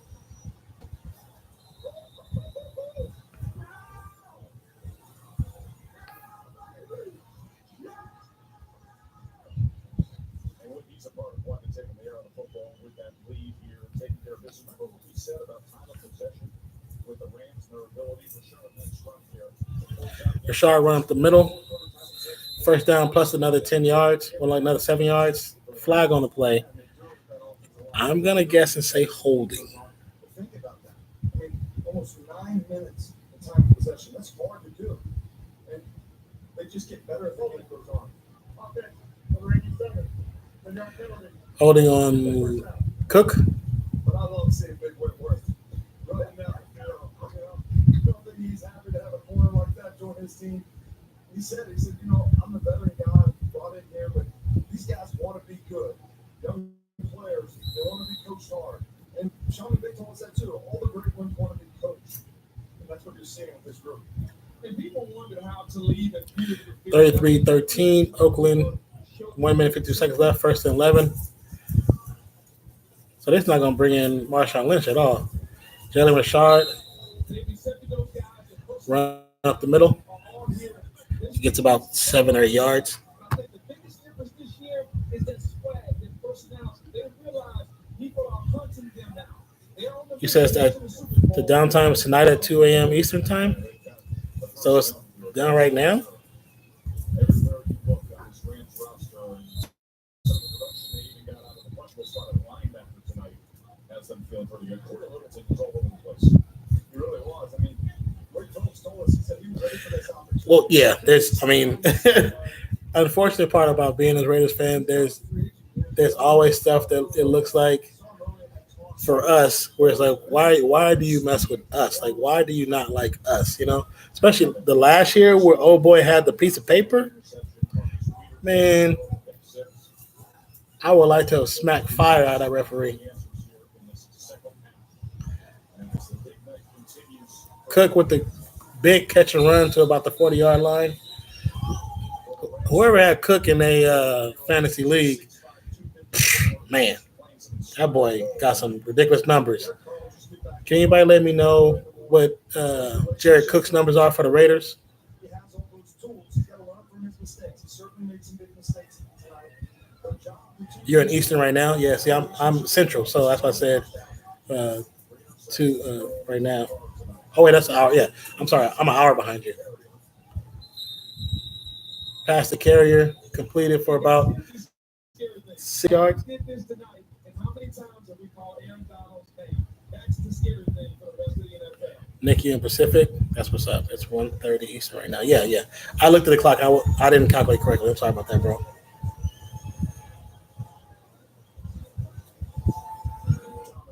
Second half by the Rams. Off with the 2 touchdown passes. This game was definitely a game of halves. In the first half, the Raiders had 19 minutes time possession. Second half, they probably have total, I would say maybe 5 minutes.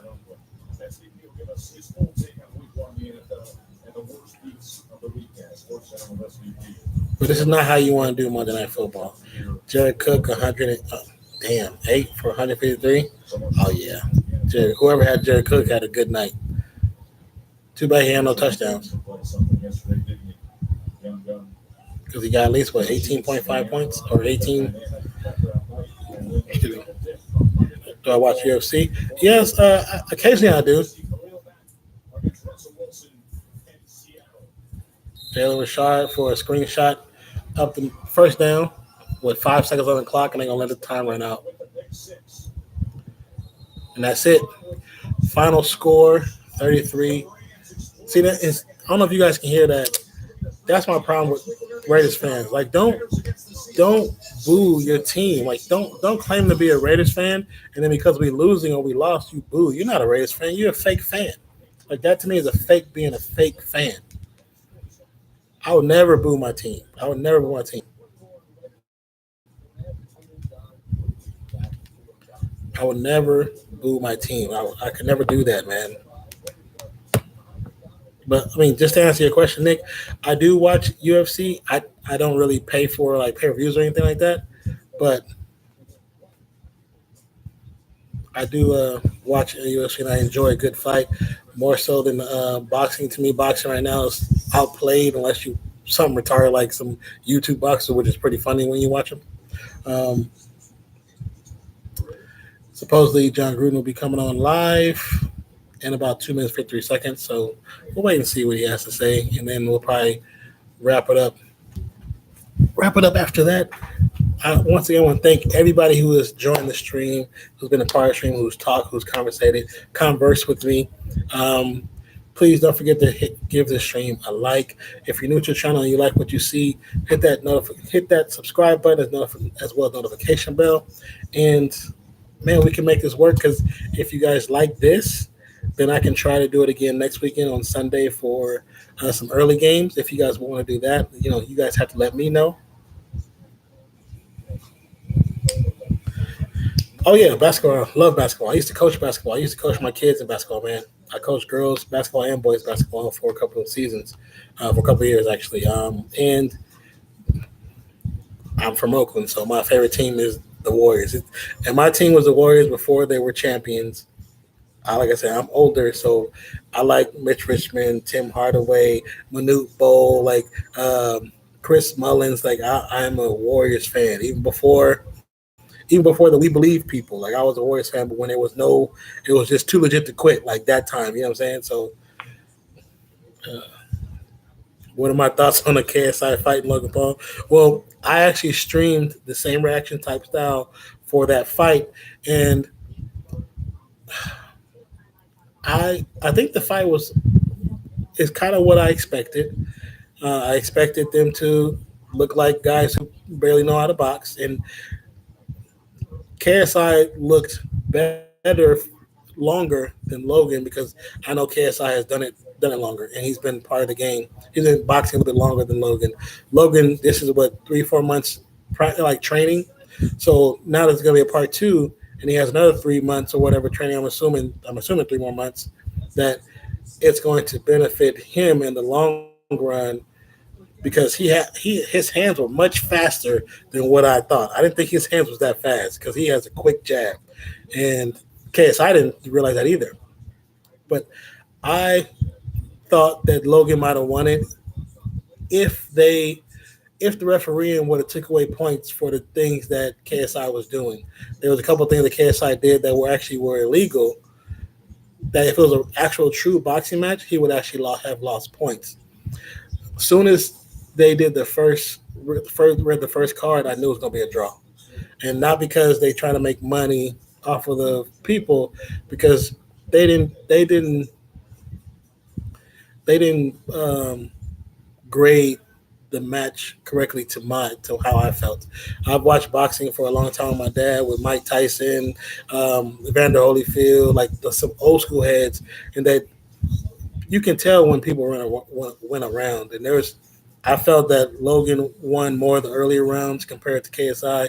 KSI definitely won the last 2 rounds, but I don't think he won 4 rounds to win that match. I thought Logan won more of the fight to win that match.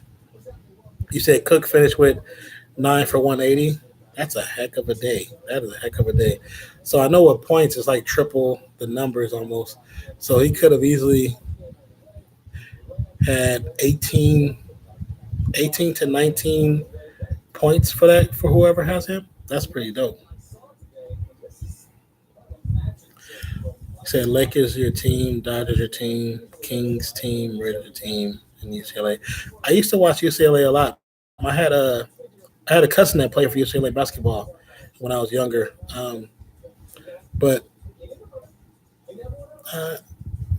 So football, Raiders, basketball, Warriors, A's for baseball, San Jose Sharks, Detroit Red Wings for hockey. What else I like out there? There's a few other squads I actually watch because I like individual players, but those are my main teams that I truly like and follow and pay attention to.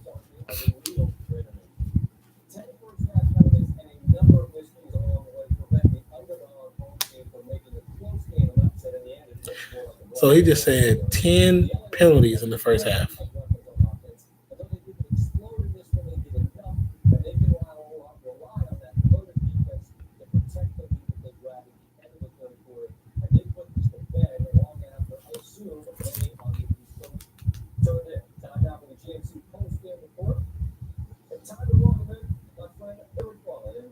It's great to be with you in Georgia tonight. First things first on this Rams team.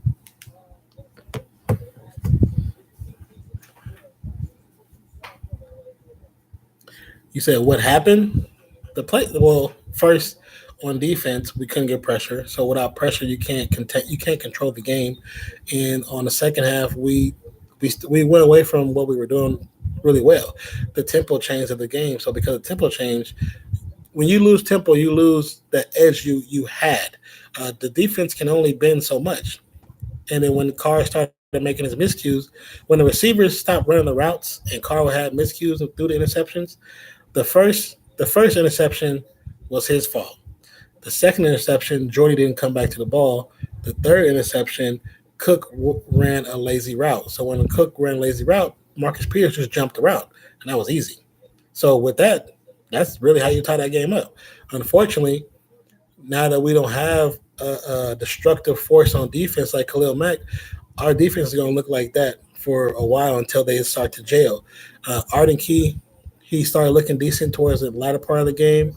Um, Irvin, he made some good pushes, but we need some other pushing. We need some more force on defense, and unfortunately, what we have is not enough, and it won't be enough for a while.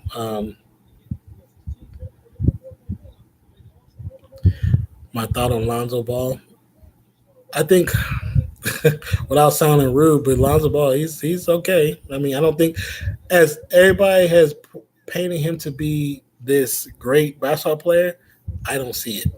I think he's decent. I think he's great at getting the ball out and all that stuff. He's pretty good at that. But he's not a great basketball player, no, not by any means. He may be in a year or two, but not right now.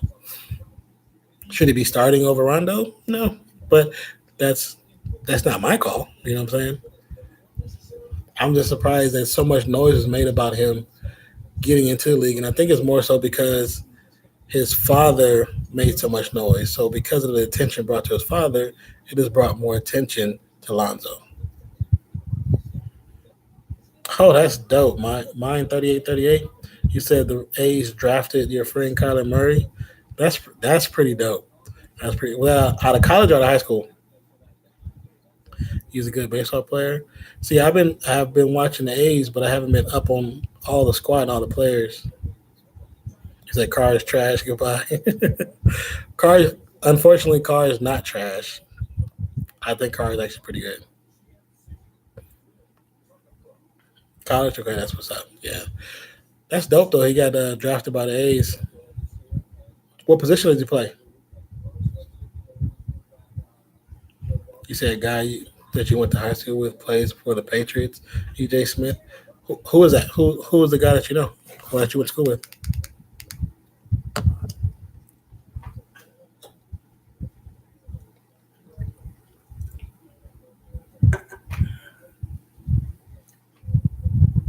Oh, during the preseason, he might have made the cut, or he could be on practice squad. And when you're on practice squad, oh wait, I think I've seen a name before, Keontae Davis. I think I might have seen that name, so I might have seen him during the preseason. I saw a few preseason games and a bunch of highlights, so I might have seen him. I'm not sure, but the name looks and sounds familiar. Center field, oh, okay.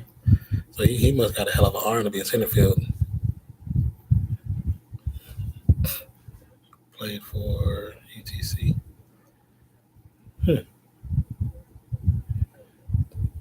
Do you know if he made the cut or if he's on the practice squad, or you're not sure? You're not sure what happened to him. Can you guys hear me okay? I'm not sure. I didn't even ask that earlier. Can you guys hear me okay? I know there's a mic on here. It's two-way speakers, but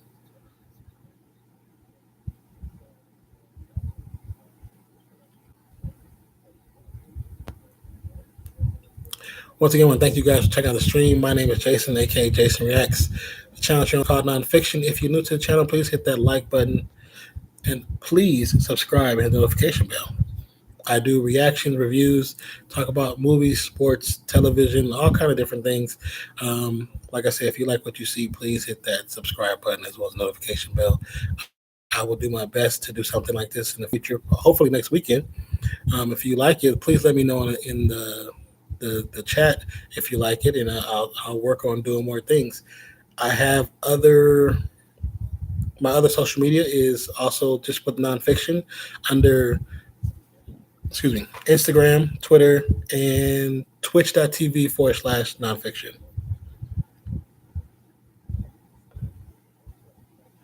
Damn, he's a 5-star recruit for 2 sports. That's pretty wow. 42-0. Good Lord. Starting QB for OU. Damn. That's pretty dope, bro. That's pretty damn dope. Hold on, my phone. Making sounds.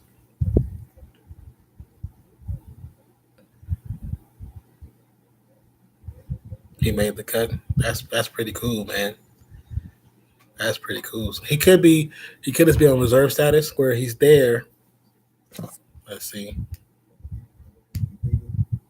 Two halves, and obviously we did not take care of the ball, and that was a critical part of this football game. But I'll answer any questions that I can. Well, they're a good offensive football team. They got the opening drive. I think they went right down the field and they were impressive. What video games I play? I currently play Fortnite. I play a lot of 50v50. There's a few guys I play squads with that we used to have fun.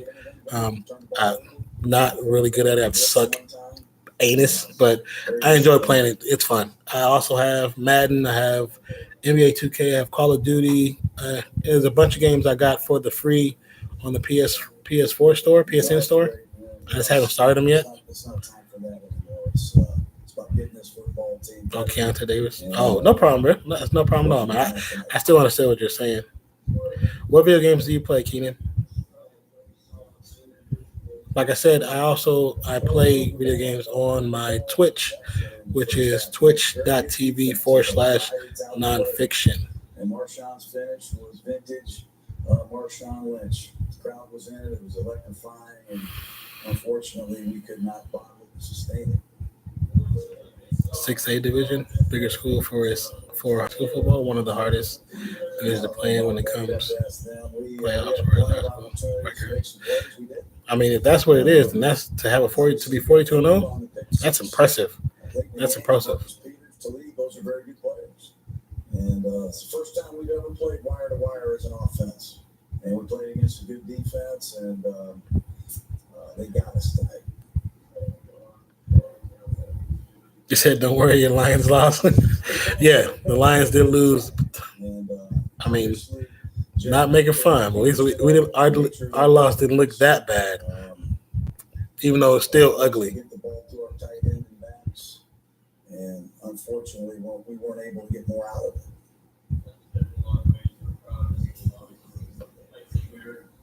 See, the sucky part about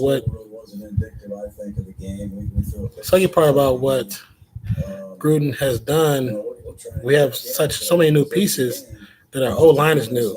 So trying to make them work to get holes for Marshawn Lynch, for all the running backs, that's difficult when it's new pieces and young pieces that never played in the field.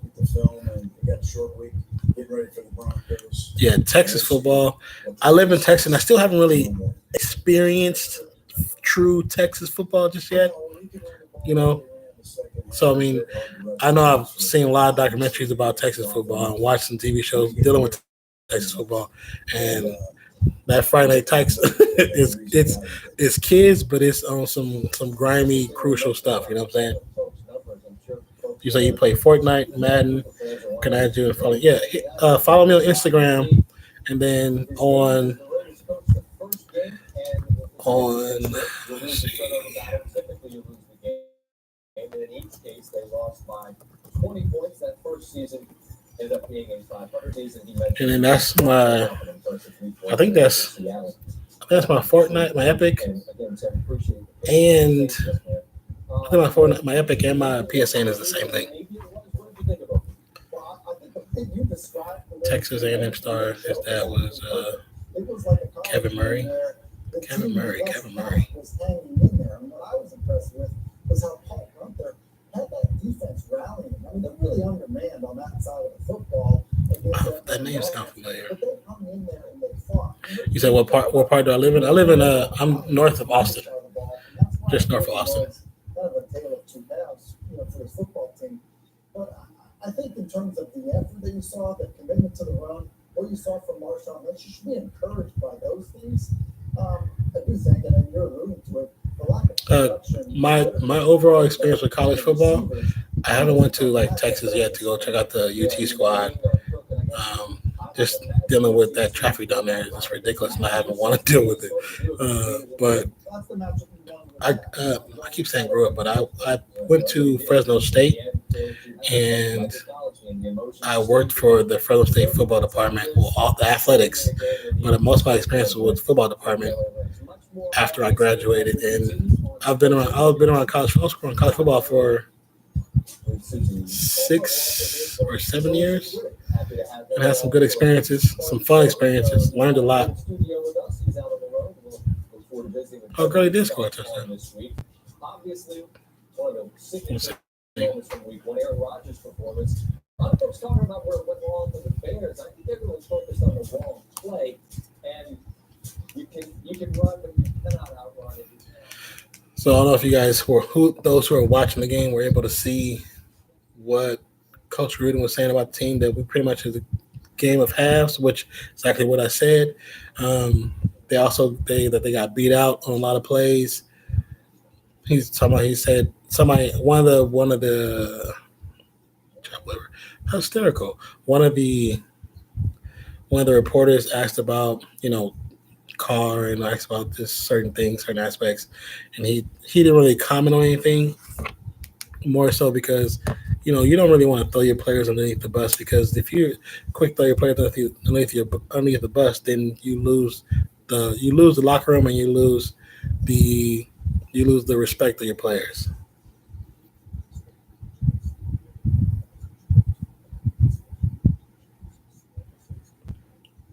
Oh, Allen, yeah, that school.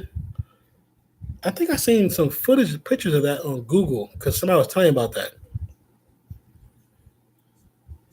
So Keenan, I just followed you on Instagram. I'm at my dad, so I can add you on Wednesday. Oh, for sure. Good looking, bro. Good looking. I mean, like I said, I do play Fortnite, but I'm trash. I'm true trash. So that's why I said I mostly play 50v50. I enjoy 50v50 a lot.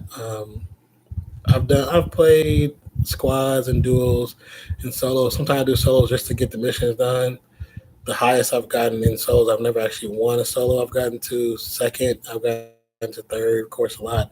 I've gotten top 10 a lot of times, top 5, but I haven't gotten to the point to win a match yet. But I really don't focus on solos like that, to really be honest. I don't play them that frequently. I play.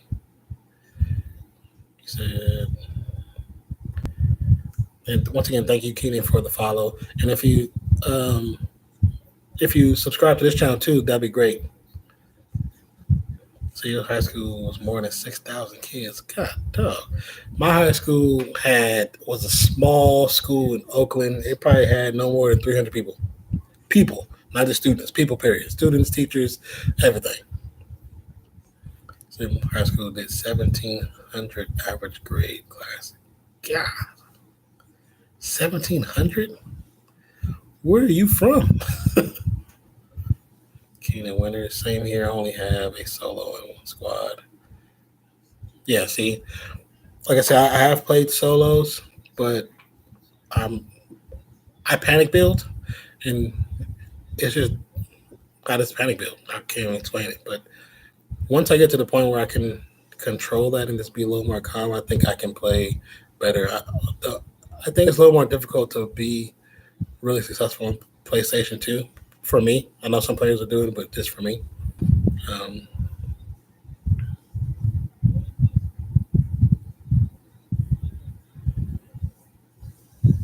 he said people talk trash a lot about it because all the people on the team, all the talent they have. Yeah, I mean, anytime there's something people understand or they disagree with, they're gonna talk trash because that's what they know how to do. But that's only like whatever, screw you. I have Build the Pro on. Hold on one second, guys. I'm gonna put you guys on mute.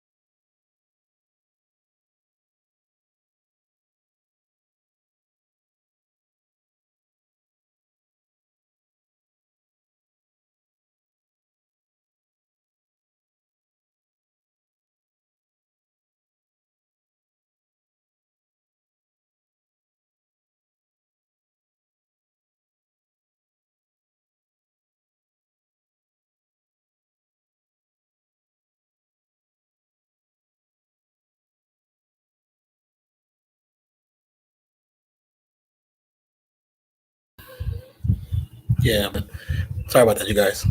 Had some important phone calls. Anyways,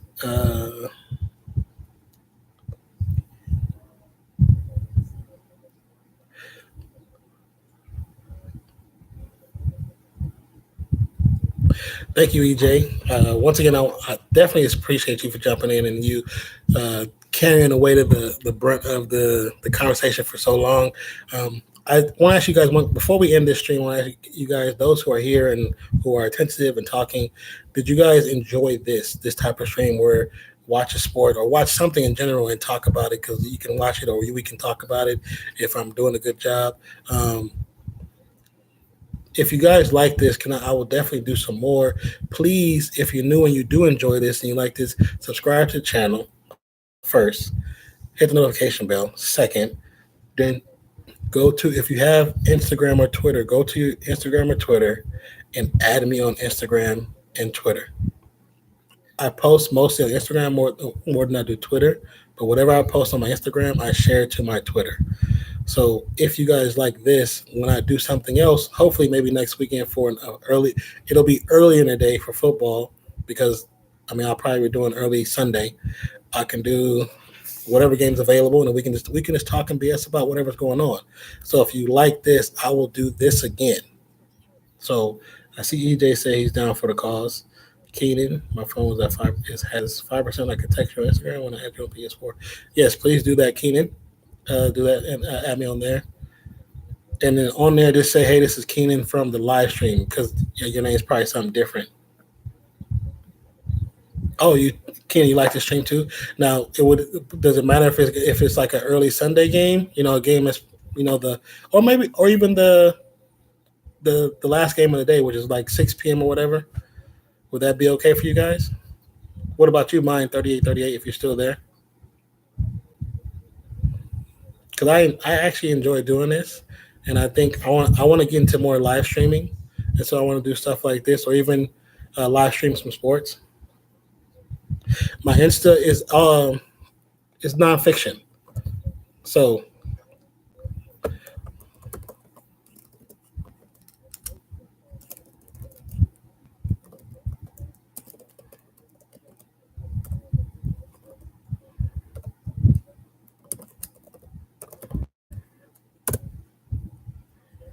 So that's my.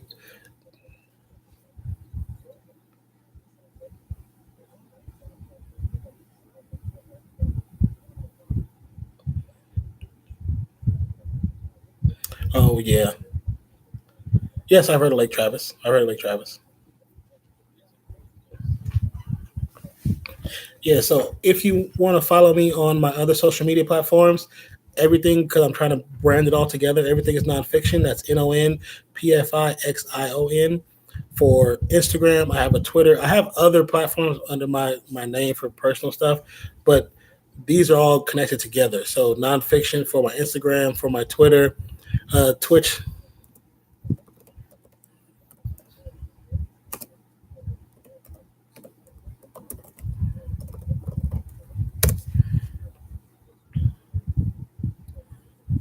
Yeah, I've heard that they do too. To be honest with you, mind.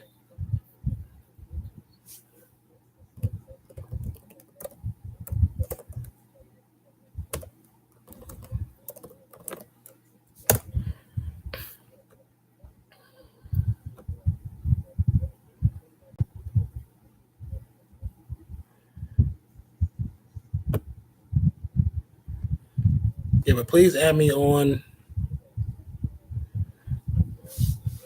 Oh, did they? Oh, wow. Yes, if you add me on any social media, please send me a message in the private message or the DM and say, "Hey, this is EJ. Hey, this is mine. Hey, this is Keenan from the live stream for the Raiders game." So I know who you are. Because some people come in there and they start talking like they know me, but I've never spoken to them before. So I mean, I might block them, but just let me say, "Hey, this is who, this is from so and so from the stream," and I'll make sure I'll add you guys and I'll even comment back to you. But on my Instagram, I have over 3,000 followers. My Twitch, I'm sitting at 120 followers. I just started that about 2 months ago. The YouTube is 470. For those who here who are new to the stream, please go and subscribe to the channel, hit the notification bell, and please hit that like button.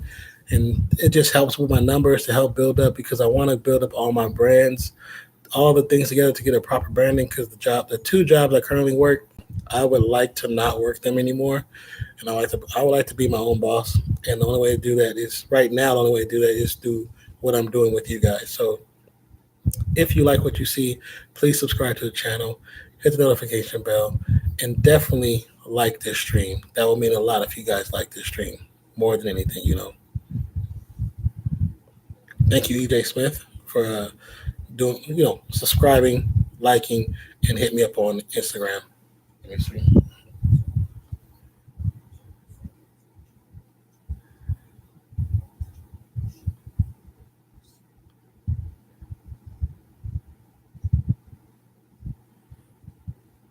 Like Travis was a balanced team. Yeah.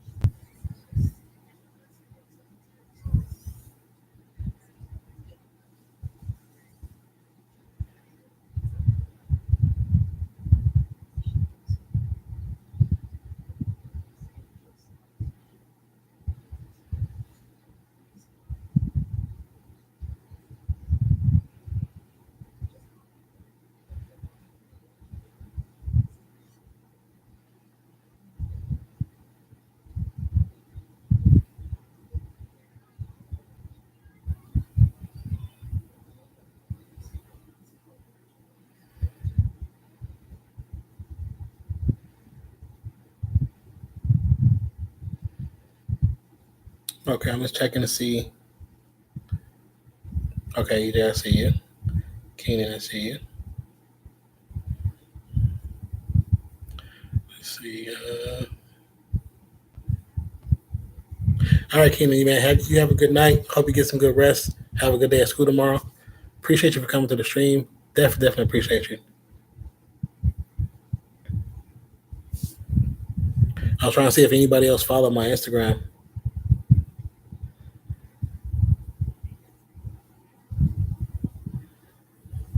Yeah, if you follow my Instagram and you just did it right now, let me know in the chat so I can see who you are, and I'll add you. I'll follow you back.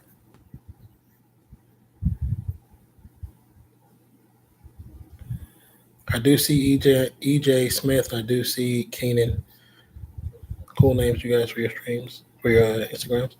Yeah, mostly on my Instagram, I post stuff about sports. I mean, mostly about movies, television shows, like I do for the reactions.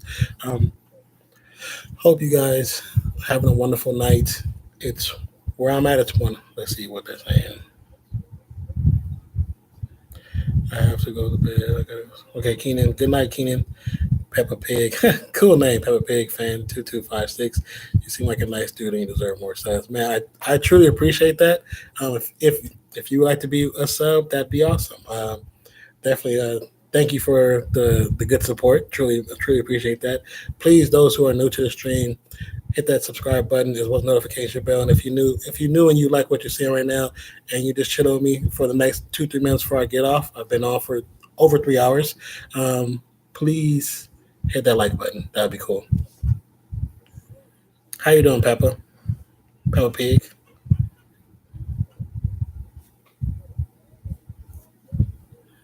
I just like water like crazy.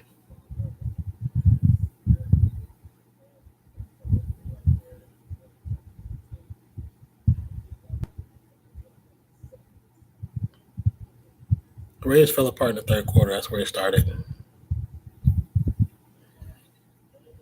When Carr got hit because he wasn't protected.